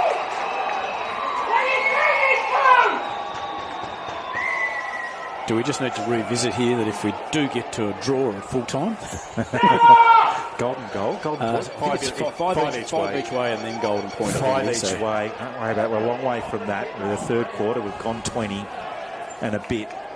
There's my prediction. Just to we get overtime. No, okay. Double of 0 or time and a half of 0. I'm enjoying this, so I'm happy not to be paid as per usual. This is the pie and coke's worth it. Sensational. When the pie and coke's coming up in the middle. It's Bellinger in the ruck and spinning through the cycle was Haley. And Hayden with a smile gives the free kick as he's in trouble. He goes backwards. Finch comes through. He's pushing his player and wins the free kick. Goldfinch. What a moment. Rocky thought he was going to run past Goldfinch, but he didn't. The left boot's very good. He's searching for the forwards, and they're really up as Newitt comes through and stops the run. Ball up 45, left pocket in front of the Swans faithful. And there's plenty of them. Barron unable to take possession. Mason lurking. Launched in by Goldfinch. The top of the square. Marked by Blunt. That's a mark by Blunt. What a grab for the youngster. Oh. Now that was impressive. Goldfinch around that stoppage. He's been electric around the stoppages at the moment. Extraordinary game from Goldfinch. He's at the top of the tree and he's turned the corner for the Coast. As Blunt comes in. Dobbs at home. A big name on the Coast. And they celebrate.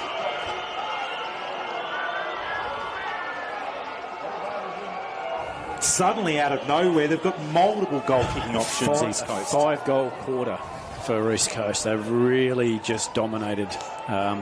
Probably dominated in the middle.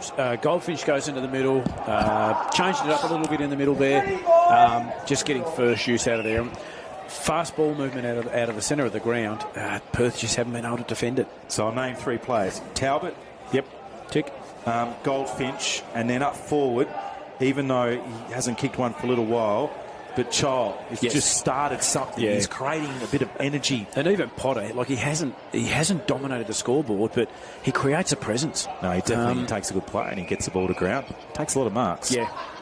As I said, he's of the years I've been calling footy, and I've seen some good years from Potter down south. He's got some of the best hands going around. We're back into the middle again as Bellinger in the ruck. Burling gets involved. Pearce comes in. He's at least playing some pressure, Pearce. The feed out handball and then the rush entry inside forward 50. And they're really ferocious as Newell comes in and lays the tackle. Fumble ball now as it's all going a little wrong. As Morrison's usually clean. That time he felt the pressure coming. They're just trying to calm themselves. Actually just need some possessions, don't they, Geary, at the moment? Just to slow things down. Take the speed out of it a little bit, yeah. But you can see they're all rolling up at the moment. All the mids and forwards and half-backs are all within 45 metres of the ball. There's no one past halfway towards Perth goal. So even if they do get it at the back, there is no chance for them to score. They're obviously playing for the third quarter siren. Yeah. No chance to score here at all unless a Barron does a dash. And you've got smart Will Stoltenberg just as that anchor. He's the last one on out the back, sort of. So if it does get through, that he's got it covered. He's playing the genuine rugby fullback. Yep. And another stoppage, which will be okay for both sides. And they'll live another day here, Perth. The siren goes, they can recommence their things. As Mason in the ruck taps it out. Newitt flings it towards Pearce. And he goes and says hello to some of the fans.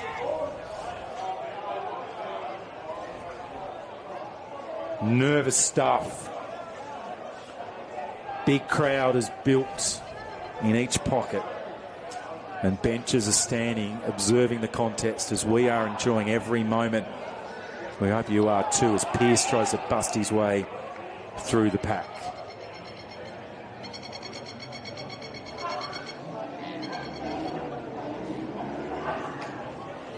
As we all take a breath.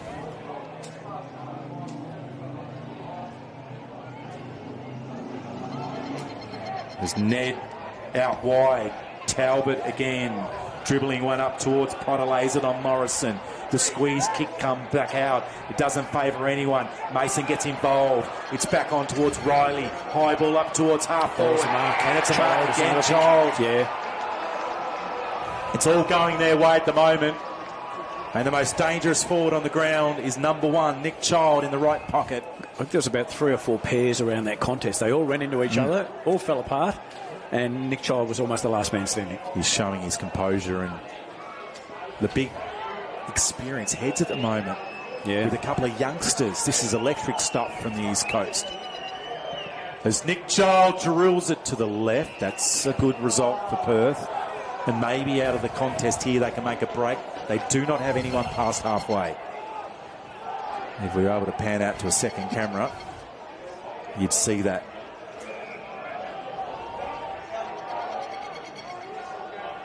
Shakur now, he goes short. That's not the best option. It's going to be easily knocked out by Newitt. Newitt and Blunt like their game. Yeah. 2 young kids. Yeah. A good result there, just a stoppage. Just take some more time off the clock. I think at half-time, if we sat here and said, well, we get to three-quarter time and East Coast will have opened up a lead, we probably would have not expected that. It's a 9-point... Sorry, Darren. 9-point advantage. Certainly adjusted their game. Yeah, they've got some better players rolling. Riley, and there's Pearce once again doing the worm. Right, so we're set for one more quarter, and it's a very good one. That one gone for the East Coast Swans. 7-6, 48 to 6-9, 45. Inaccurate stuff from Perth, and they've moved on. 5-5, 35 at half-time, so just the one goal, but they kicked 4 behinds. Whereas East Coast have managed to kick 5 goals, 2 in a dominant quarter of footy. Child with 3, McCarty and Murphy with 1 apiece, along with Blunt late. Elmer with a couple for Perth, along with Barron and Neal with 1 have been their only goal kickers. I feel like I've missed one out of that. We'll get that one back. Where's the other goal kicker for Perth? That's all right. We'll work that one out later. That's not the important story. What is was the East Coast comeback. Darren Gear, can you talk us through it? Yeah, well, look, it was a huge momentum shift, really. East Coast, a few positional changes, which were the key parts that I saw. Goldfinch into the middle. Stoltenberg, who'd been really good in the ruck in that second quarter, went back. And Highland went back into the middle. So I wouldn't say that they've actually really controlled all of the stoppages and clearances. But Goldfinch has just been brilliant as far as getting his hands on the footy and his ball use out of the middle. Fast ball movements, transition football, very hard to defend. And probably other changes, some of the better players in the second quarter, such as Burling, a little bit quieter. Walker was a little quieter. Yeah. Isles and Marsden a little quiet as well. Yeah. They had their moments as well. Yep. And that's because they weren't near the footy. They weren't getting their hands on the football. East Coast got the momentum. Yep. And they got some usage out of Talbot. Mason got some touches. But as you mentioned, Goldfinch was the one who really turned it. One thing I'm just noticing at the moment is with Perth, it looks like there's a lot of guys that are really starting to feel tired in the league. So they've had the harder run through. So, I think, it's all set up for a fantastic last quarter. Yeah, so one big game in a month for the East Coast Swans. They had one big victory by 200. Yep. They had a bye, they had a victory, a bye, grand final. Clearly didn't impact them at the second semi. They had the fresh legs potentially. Yes, they have been on the road though for a couple of hours. That shouldn't make a difference. No. We are set for a classic finish in the Div 2 NTFA grand final for 2025. East Coast 7-7-49 to Perth 6-9-45. It's tight, it's tough. We'll be back soon.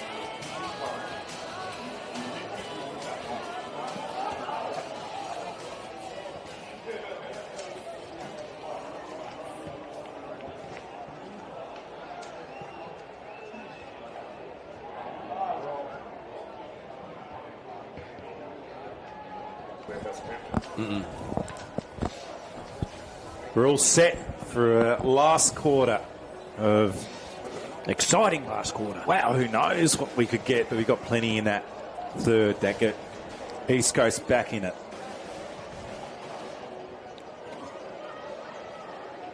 We're ready at the middle of the ground as Hillwood players are taking their time to get off the ground. Come on, lads. You've got plenty of time to run on the turf. It's all about the Div 2 grand final. 7-7-49 to 6-9-45. 5-goal third quarter from the Swans. And Perth, just the one. And I just got some Geardy scribbled on my folder, and Matty Warren's the goal I missed. The other rabbit. The better rabbit. So there is a little zapper. Will Tatchell's, the meteorologist, come in, give us a yes or no on the breeze? Enough to blow your head off your beer, apparently. Just okay. We're away as Walker, I think, gave a free kick away, and Ned gets it, launches it up. great contest. And the youngster comes out. Newitt's been elusive from, well, he's had 3 shots in this distance. Maybe this one's another step out. And he has half a kick goal breeze behind his back. And wouldn't this be a start? I suggest his teammates think that he's got the distance in him, because there's only one person on the line from East Coast. Here he Perth blokes comes, back there. Isaac Newitt in the first minute of the last quarter. They're up by 3. He rides it home as Denham leans, and it's a goal. And Nick flexes there too when he actually does that. Has anyone noticed? Or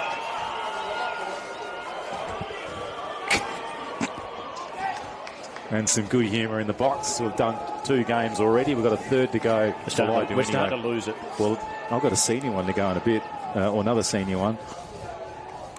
I'll have a cup of tea and a big in. I'll be good. That was great. What a start from Newitt. He's first. He's had a couple of attempts already. And exactly what East Coast wanted. 8-7. They're up by 10. They've kicked 7-6 in a row. Perth have just got to get their prime movers around the ball in the middle. Win it out of the centre. And here it comes. Burling tries to get the ball. He leans down. Pearce provides some pressure. And the umpire says, you dumped him. Swinging tackle. I think is he down? He's up. He copped it in his head too.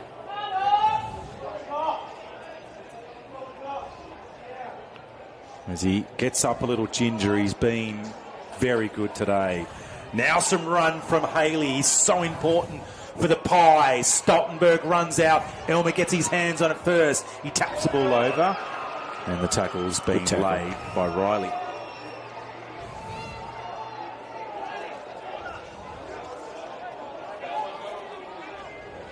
Cairns now tries to get his fist to the footy. Blunt rushed ball, but it's very effective. Highland finds it. He dishes it back. Goldfinch. The Goldfinch. He's wide now. He's got a lot of turf in front of him. He's going to get as much because now comes Potter. He dances out towards the football. He ran out of space and the punch in the end takes it over.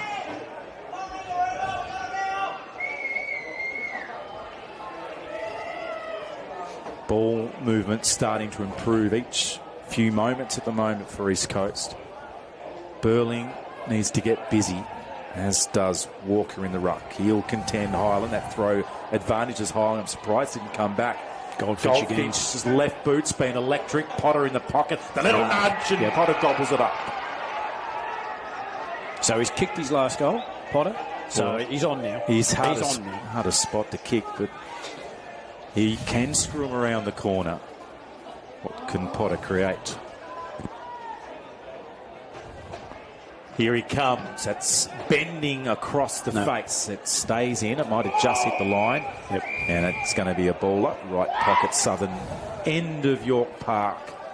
What was the old grandstand there, Giddy? Was it the Cameron Tyson stand was here. Yeah, that was good. I didn't ask you that, I'm not sure that one actually had a name. A nameless grandstand. I think it was the cycling track stand. Yeah, okay. All right. Well, that's we used to have where a it is. velodrome next door. Yeah, we did. Pearce couldn't win possession.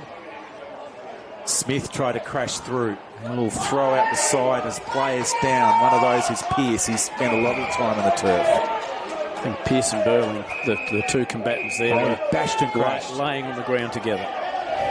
Wonder what they were talking about. Anyway, it's Williams. He goes longer. It's a good kick to Elmer. Searching for the footy. Tate on the ground.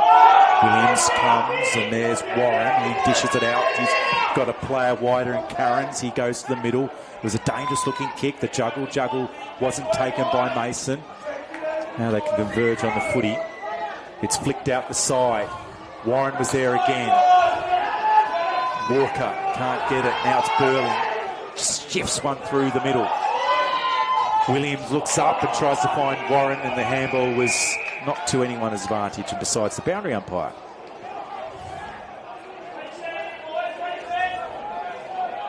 $15 scoring shots apiece. A little bit of inaccuracy from both sides, to be fair, as Potter's missed multiple. Just the one for him. Walker trying to muscle his way to the front in front of Highland. The fist comes out the back. Goldfinch again. It's the Finch at the back. Murphy jumps. And has Murphy given away a free? Yeah, he has. And Burling is bruised and battered, and he's off the ground. Finds Cairns. Some excitement in the grandstand as the ball's gone to the middle. As Smith takes the footy. Here comes the long lead. Now it's his longer ball into the pocket. Off the ground. Watts was there. Ball was smothered. Watts goes again. Stoltenberg under pressure. Kerrison was behind him. Goes wide. And they're asking Did he make an attempt? He's made it deliberate. Fair enough. It was one of those ones which you could argue either way.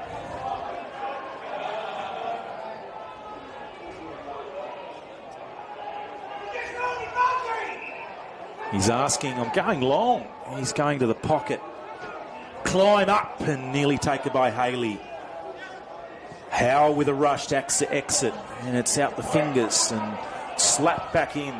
Bird does well. The hole not called by the umpire. Newitt comes through. Taj is there. Check side kick into space. Perth with numbers for now. Williams missed the ball and then the knockdown from Henry.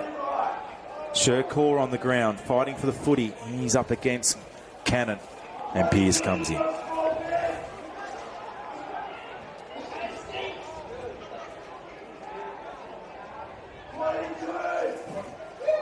So East Coast with the only goal in this last quarter, thanks to a Newitt bomb from a free. In fact, it was a mark, I should say. Loose ball finds Haley and now finds the ground. Pearce fighting for the footy as he often does. He's been in and around the contest all day long. And the two rucks stand next to each other. The battle's been immense. And Highland gets it down. He taps it down. Burling's involved. Goldfinch lays a tackle. That was very good. Goldfinch has got speed. He has, yeah. Burling's got plenty. And a lethal left foot. He's fantastic. Can't say I've seen too much, but every moment's been more impressive as the game's gone on. Pearce on top and the ball up 55 from the Perth goal. Stoltenberg next to Elmer. 2 goals to the champion. He's moved to 104 for the season. No one wins the ruck ball. It's on the ground again. Karen's over the top and Warren fighting for the footy, standing up in the contest. And players are currently spread around the field as both teams feel like they need to keep scoring. The push by Highland. I think that's exactly right. I don't think they can actually... It's you're not saving the game now. You've still got to look at winning it. So how do you actually create scoring opportunities for Perth in particular? East Coast is similarly. They want to score. They want to put more pressure on. They actually want to take Perth out of the game. 10 points the difference. Nearly 9 gone. This Karen's free kick, is it? Yes. Not sure the umpire pointed to the left, but it's Karen's ball. Yeah. He got a little nudge in the ruck contest, and this is a big moment for the Perth Magpies. He's had a couple of moments in the last 2 or 3 minutes, Karen's, and now we have a shot from a deserved free kick. As once again, everyone holds their breath.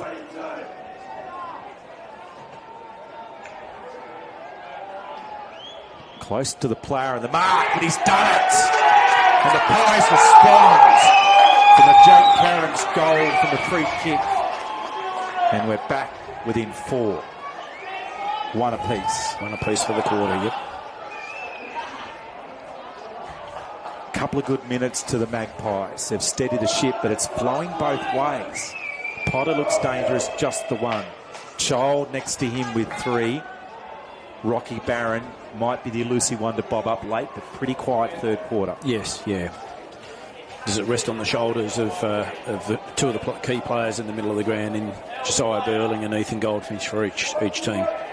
Yeah, I think you're right. Billy Walker's gone back into the middle against Ned Highland. Yeah, and in the middle also is Rocky. And it's now straight out to Haley. He's been good today. It's come out the back of the pack. The flick hairball over the top to Cannon. Brushing through was Newitt. The kick didn't go the distance. Pearce lays a tackle. Warren finds the release. Flicks out wide. Now on towards Mason. He has to contend with Bird. It flicks out the back of the pack in towards Murfitt. Steady stuff from Potter. A dangerous high ball. You don't want to run into that one. Goldfinch marks it, grabs it again. He has some pressure from Williams over the top.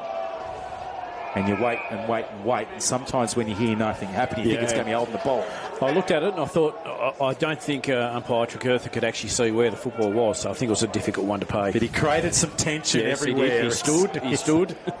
as Walker comes through. You think the longer that he's going to stand, the more chance it's going to be paid. Kerrison involved, the tap out the side. Here he comes. Burling will win the footy. He'll drive it up to Elmer at the back.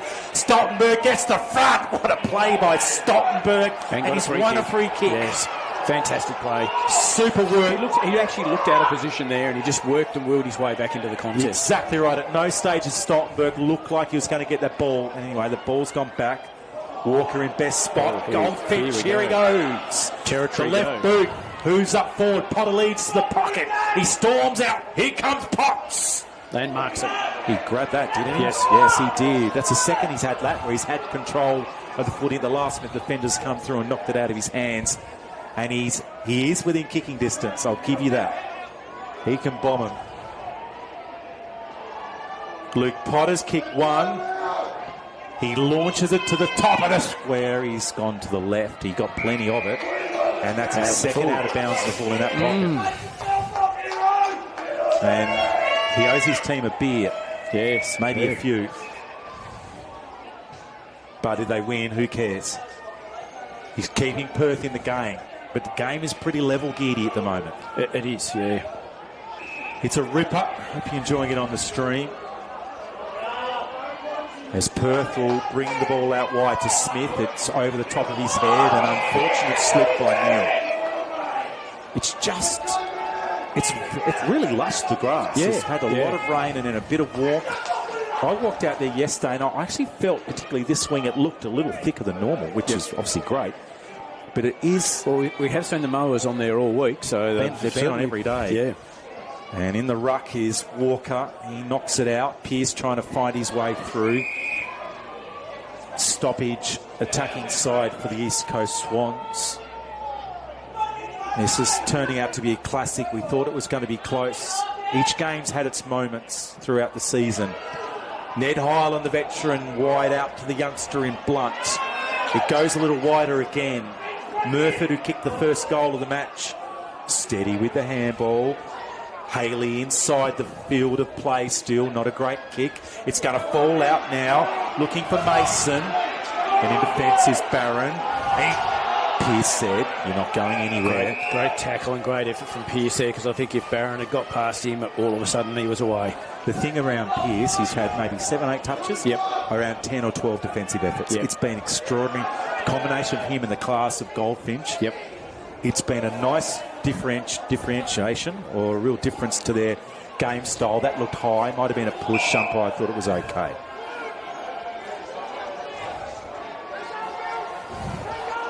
$13.5 gone.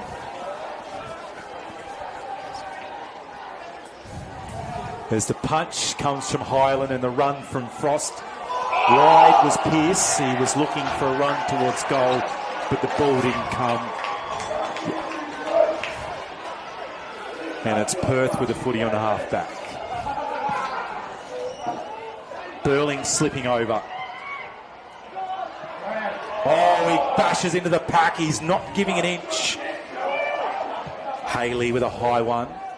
Stoltenberg in front. Falls to the ground. Was looking for Smith, and it's Finch with a bomb. Goldfinch. A barrel to Potter at the back of the pack. It should hold for Child. He taps wide, looking for Potter again, scooping down McGivery. Oh, look out. Watts got it. Child, now he threw it away. Didn't have possession. Picked up by Cannon. Can he seal it? He got it. Great goal. Some scrappy stuff from the Pies, and they pick up the rewards with a Cannon goal. They just willed themselves into the contest, all those East Coast players there.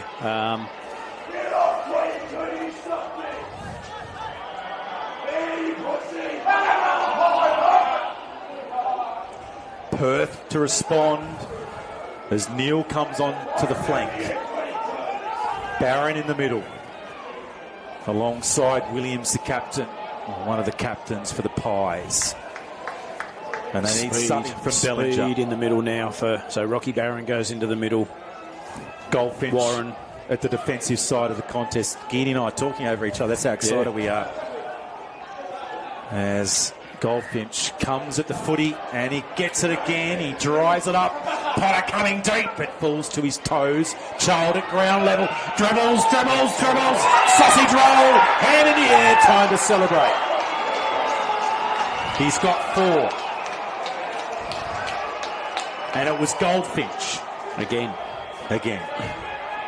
Rinse and repeat from Ethan Goldfinch. His second half has been extraordinary.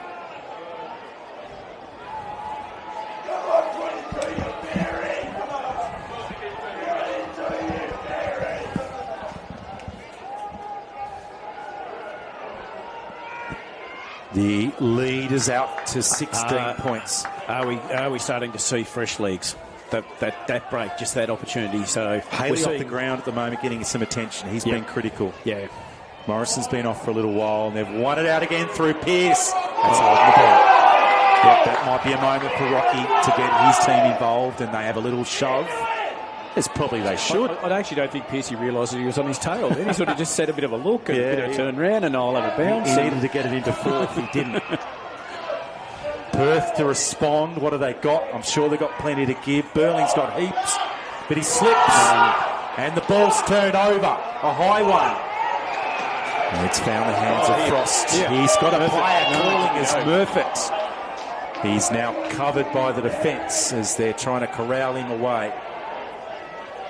And he's going to settle it down. Suggest he hasn't got the lead here. We'll see what happens. He's put it to the top of the square. What's going on there? There's 2 defenders. That was odd. And Perth live another day. Understanding there, if you haven't got the lead and there's 2 defenders on the goal line, there's probably got to be another option. Oh, the punch, the Isles kick, and the two-fisted from Howe. He's had a good little battle with Williams on that occasion. Pearce comes to Williams now. Plenty of time for Perth. We've gone 17 and a half. There'll be 7 or 8 minutes left. That's oodles of time for 3 goals.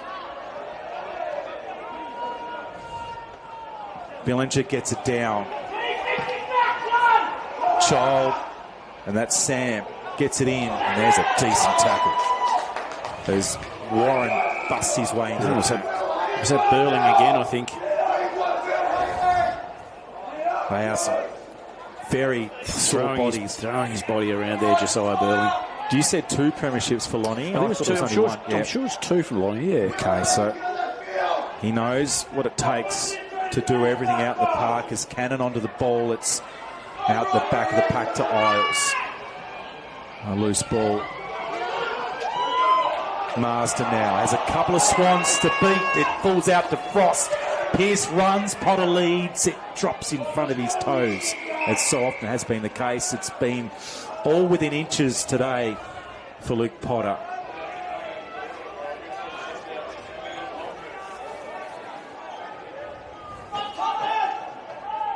And maybe the Perth hoodoo is still away. It's Goldfinch. It runs away from him. They've got a break here, Perth. The smother. They are not giving them anything at the moment.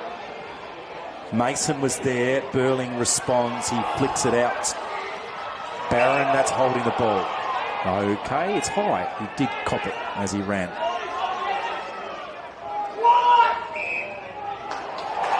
And it's 50.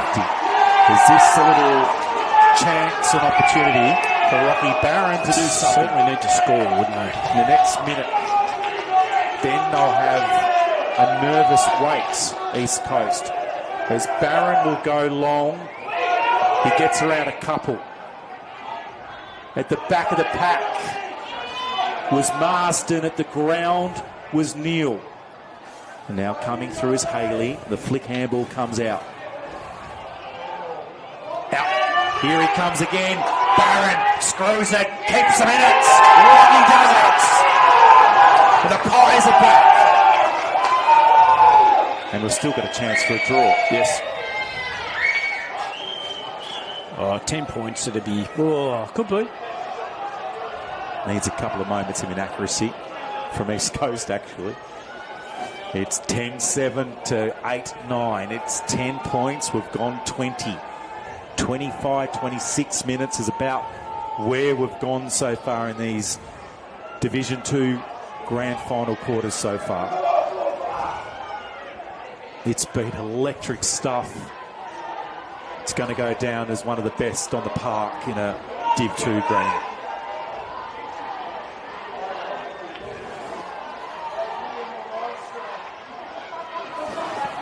The release out. They've got a ball out towards half forward. Bird chases it down. And after it is Murfitt. Had his moments, Murfitt. One of those top-end experienced players that sits with these young kids. Bookend club with experience and youth, with all the coastal connections and the smell of the ocean. Gee, sounds attractive. I might have to move down there. Oh, I've been wanting to get down there for a while. I don't know, I can keep my job going. I've got a ball. So I think these quarters, the first one went for definitely 25 minutes. I think 2 went for 25. Yep. So we've probably got about 3 to 4 minutes left to go in the game. So they need 2 scores of goals. As Pearce involved, Haley on the outside, Warren searching for the ball and the umpire to come in and ball it up. So this is potentially where East Coast, if they can get their hands on the footy, get control of the footy, that they actually might be able to take a little bit of time off the clock. Pearce. Whereas Perth have no option. They've got to go. They've got to go. They've got to find the quick options, keep the ball in movement. They don't want a stoppage game because this just takes time off the clock. Bellinger in the ruck. His left hand knocks it down. He looks for McGillivray. And another stoppage. Haley there, wasn't it? I think with the blue boots. Yep. Up we go again. Bellinger slaps it. He's been valiant. Haley. There's Goldfinch again. with a long one and high one. It's coming down eventually. Walker is in defence and running off half back is Potter. The ball just stays in. It revolves around Bellinger getting a hold of it, but it runs past him. Potter's involved. And the scoop taken by Newitt. Didn't have it. Maybe the time his legs. So this is an opportunity. So take your 30 seconds. And a half. Take your 30 seconds here to have a shot. Regardless of whether you make the distance or not, you're milking 30 seconds off the clock. You don't need. They've gone quick. He's gone short again. He's fined Pearce. Hasn't paid it. Hasn't paid it. The distance too short. That's incredible. That looked 15 to me. No, I thought so as well. Anyway, going that way, Pearce is a bit confused, but maybe it wasn't the worst decision from the umpire today. They've got to make good decisions as well as the players. Across all the games that I've been looked at fantastic. Really Goldfinch wins his way to the front of the pack. That's got to be a hold and free kick. It is free kick time for Luke Potter. And Pearce doesn't like some of the attention from Barrow. Some of these players need to be reminded that it's like when you do your groceries. If you get suspended, it's double penalty day. It's not red dot special. No. So Potter's been here before in this pocket at this end of the ground. He was a little closer. He tried to curl it around. He'll have to line it up. He'll take his time. This hurts Perth. A goal wins it. It's floating across the face at the back. Watts knew it there as well. It falls to the ground. It's gone through. It's been touched, has it? Yes. Behind. Now there's a chance for Haley. It's got to be long down the middle. They cannot muck around with it. Burling calling for it. He'll be in the action now. It's a wobbly pass. Up towards half forward. Take your 20 seconds now. Being taken by Tate. They don't have to go fast here. Potter's calling for it. Child's there. Rocky Barron flies. He knocks it to the turf. They do have nowhere to go at the moment. All the defence. It feels like an East Coast Grand Final Premiership. Perth undefeated until the finals started. They found their nemesis, the East Coast Swans. They've got to break this away. They've got maybe 90 seconds left in the Grand Final. If that, I would suggest yes. Probably not enough time for the 2 scores. Bellinger tries to win the ball. East Coast have the players behind it. Talbot's been fantastic. Nearly giving away. Tate with a high one. Not called. Warren at the ground. Now the whistle comes. The last roll of the dice. It's in the hands of Williams. They need to get it moving. That's okay, but the fist came down. It's at ground level. Chased down now by Shakur. He's on the ground. They're fighting for the footy. A stoppage. Doesn't help Perth. Agitation on the ground fence. And they're trying to make a change here, Perth. Selby's yelling out. He's disappointed. He wants something to happen On the outside comes Haley. Rush ball inside. The defenders are there. It's taken by Blunt. This is where you can drop anchor. So you can basically start just chip it around, kick it backwards and forwards, take some time off the clock. That could be it, as the bell may toll in the season for Perth, which has still been grand. Out on the full with hand. That's really what you can't afford to do, is actually hand it back to Perth. Yeah, they can just play with it, can't they? As Perth with the ball via Bird. The veteran goes short, and he finds Burling has been Perth's best. He's been brilliant. He's been brilliant. Yeah. Above and beyond at times. A long searching ball. Elmer at the front. Barron rolls up to the clouds. Stottenberg stays on the ground. And steady hands finds Luke Potter 180 metres from where he was a moment ago. This is where, if the players push up, you can go backwards. Potter flies up trying to find Hewitt. They're still wrestling for the footy, and it looks like East Coast might have wrestled a premiership off the top team all year. These two, although I keep saying, have been really close. As it rides its way up. Last dash from Haley. Launches from 50. It's coming back at the back of the pack. It can't be gobbled, and it's rushed through the hands of Howell. And the dance was going to be done from Barron. If he could have taken another couple of metres. Yeah, it was very good. It was on target. Haley's been excellent, and that may have been... It's been a long 90 seconds. It's actually up to 2 minutes from when I said that. So we've got a little bit of length in this time. Mason drops the mark he's been taking all day. Bellinger now finds some run from Burling now. He gets to 50. Well, he hasn't gone too far, surely. That's a tough one for Josiah, as Rocky Barron is exhausted. And Burling, it's going to be tough not to give him the medal for the best on. He's been that good. 4 goals to Child's been big. Elmer just with 2, Darren Geard. Yep. So held. You could say Stoltenberg's been second best in some ways. He certainly held him. He even had that quarter in the ruck where he actually really dominated as well. Ned's done his job. He's a good workhorse. The ball rolls up and they still compete. Out the back, Shakur, he's got nowhere to go. He squeezes it into the gap. The rolling ball tumbles. And the long quarter continues. Isles waits. He'll just get it moving, Isles. He now does. Williams now chips it over the top, and he's going to have a set shot.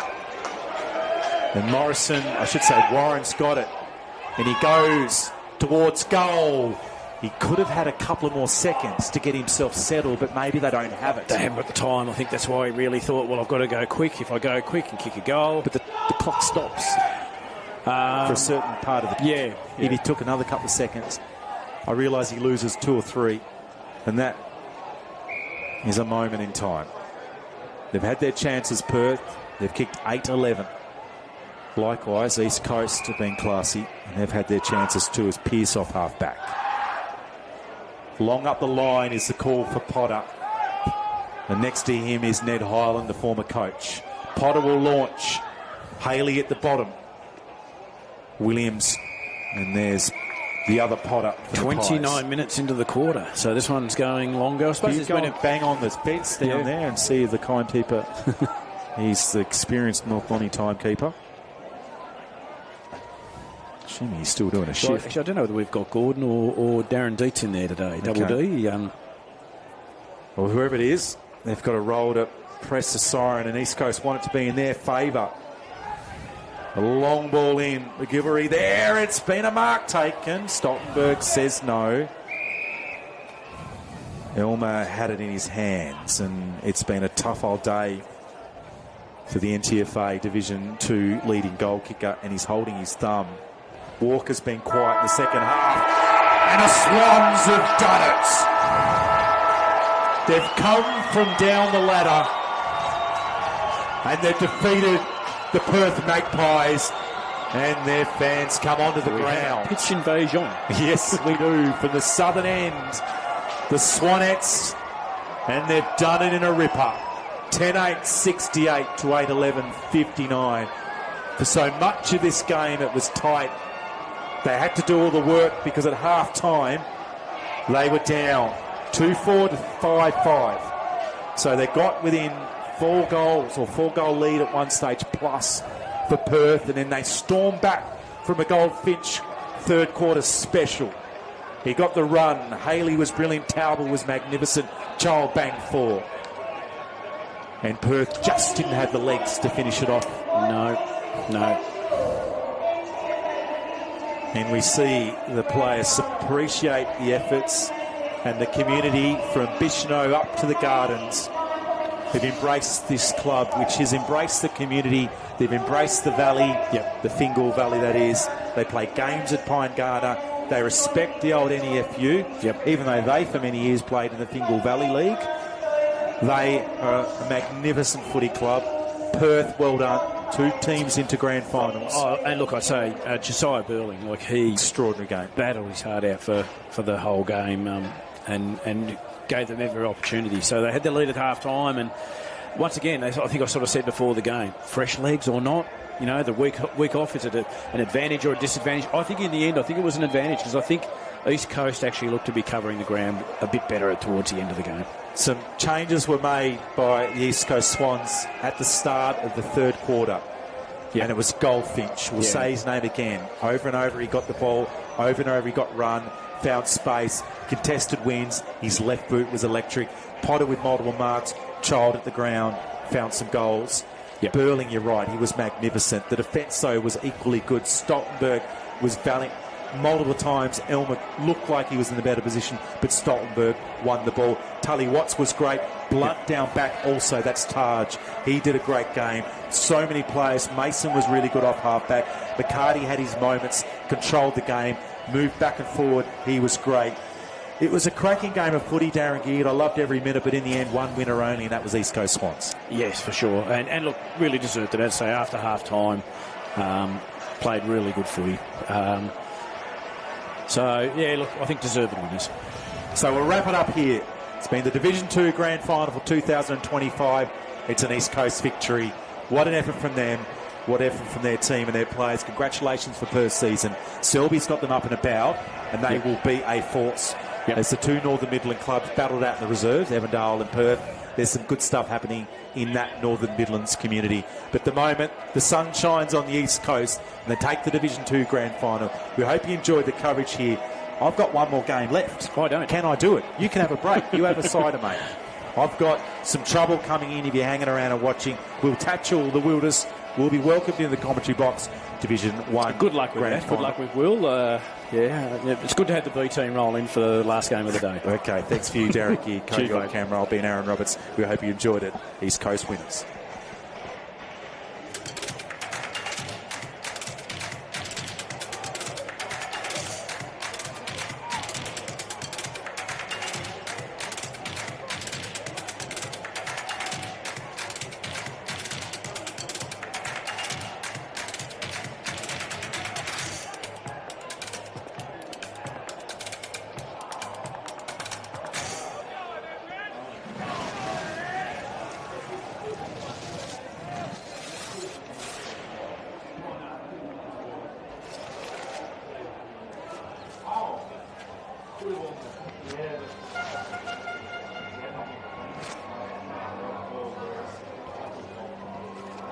Well, ladies and gentlemen, St Helens will be rocking tonight.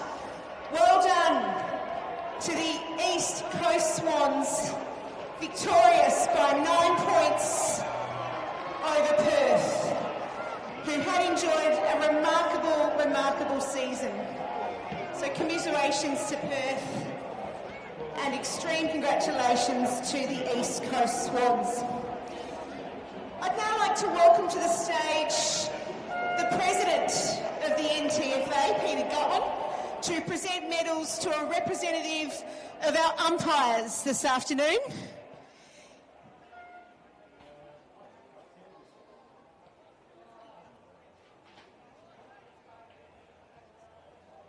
Young Noah Lovell, on behalf of all of the umpires, collecting their medals. So thank you to you. It's always hard, but we need you for the game to go on.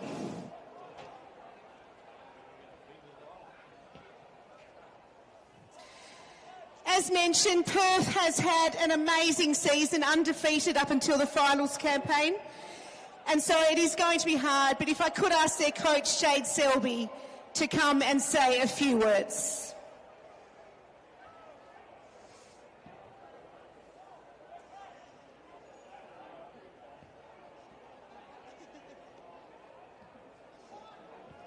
Thanks, Rach.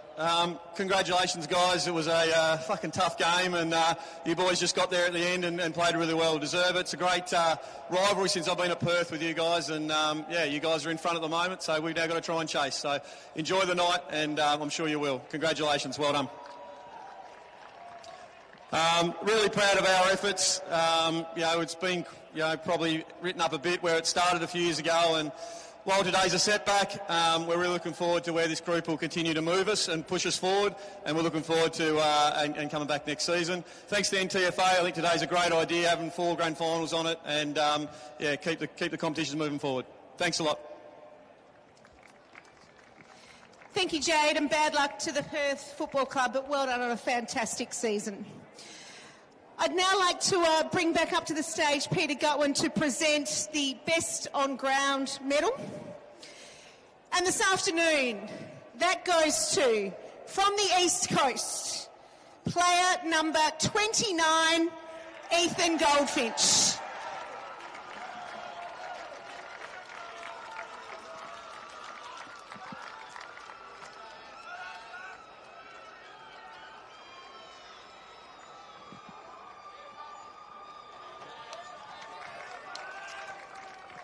Congratulations, Ethan.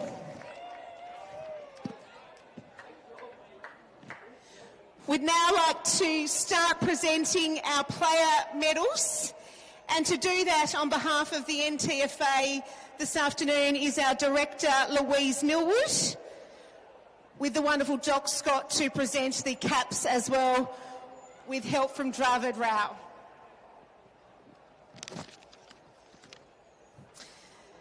Player number 1, Nicholas Child.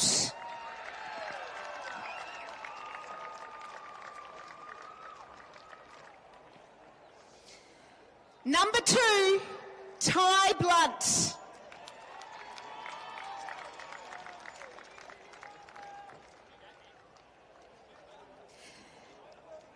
Number 4, Isaac Newitt.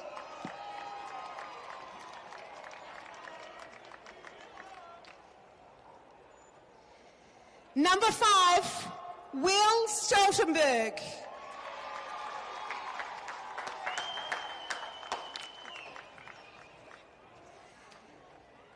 Number 7, Tully Watts.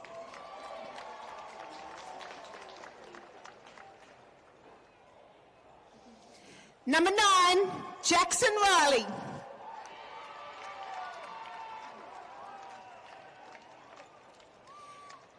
Number 11, Nathan Pearce.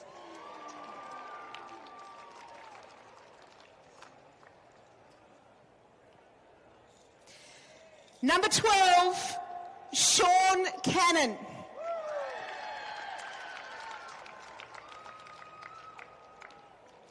Number 14,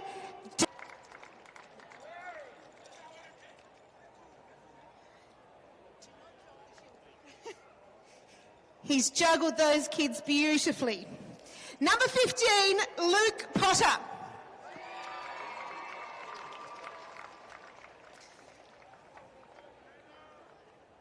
Number 16, Alan Mason.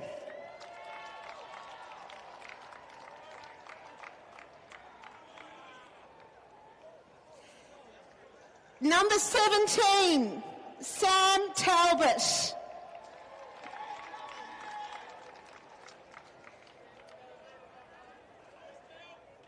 Number 20, Jaden Blunt.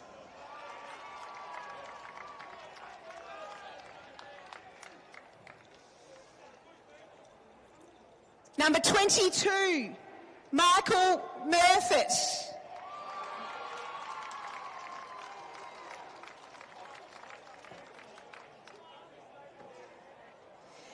Number 23, Jared Mason.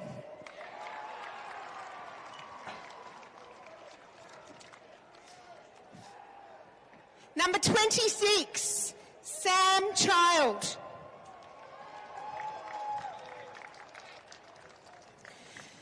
'27, Luke McCarty.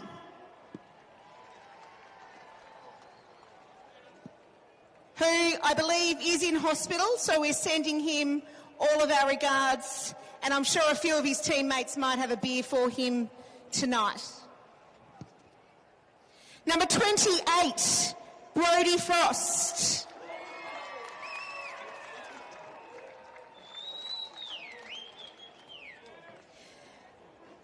Number 29, Ethan Goldfinch.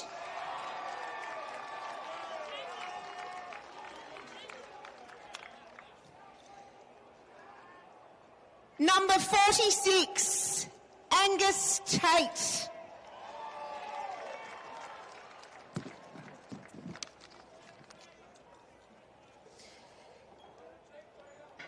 And our captains for the East Coast Swans. Number 13, Marcus Haley.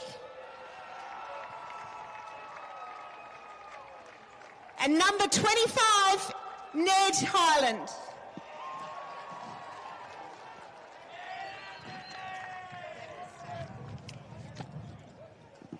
And the coach of the Premiership winning East Coast Swans team for 2025, Nathan Lowe.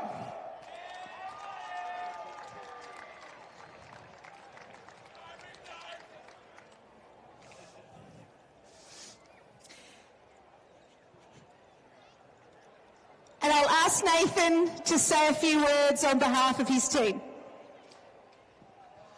Yeah, thanks. To yourselves, all the boys at Perth, rip a year. You're the team out the front all year and strived everyone to get better and knew the competition we had to play. So congratulations.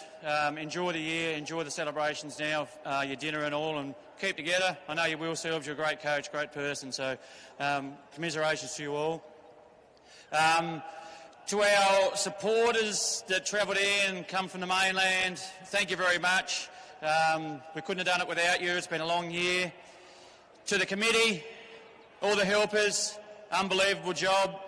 Started in September last year and we've not let anything, no stone unturned, so well done.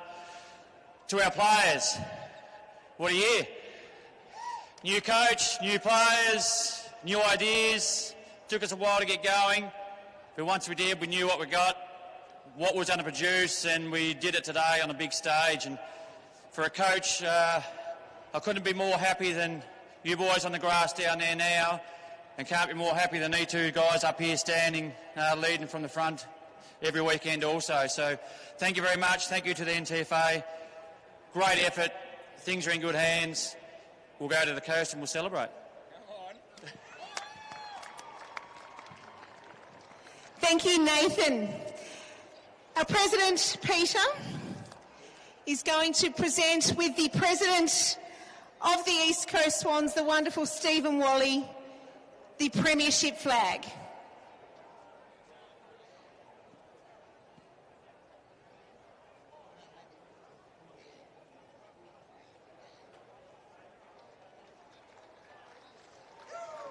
Very big smiles there.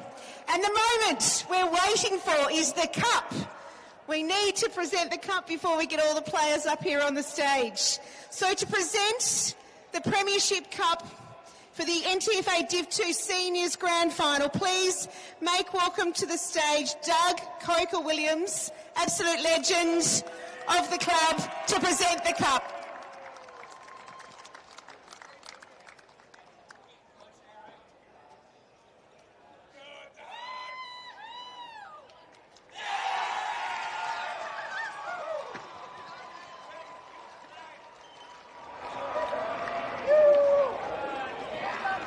Well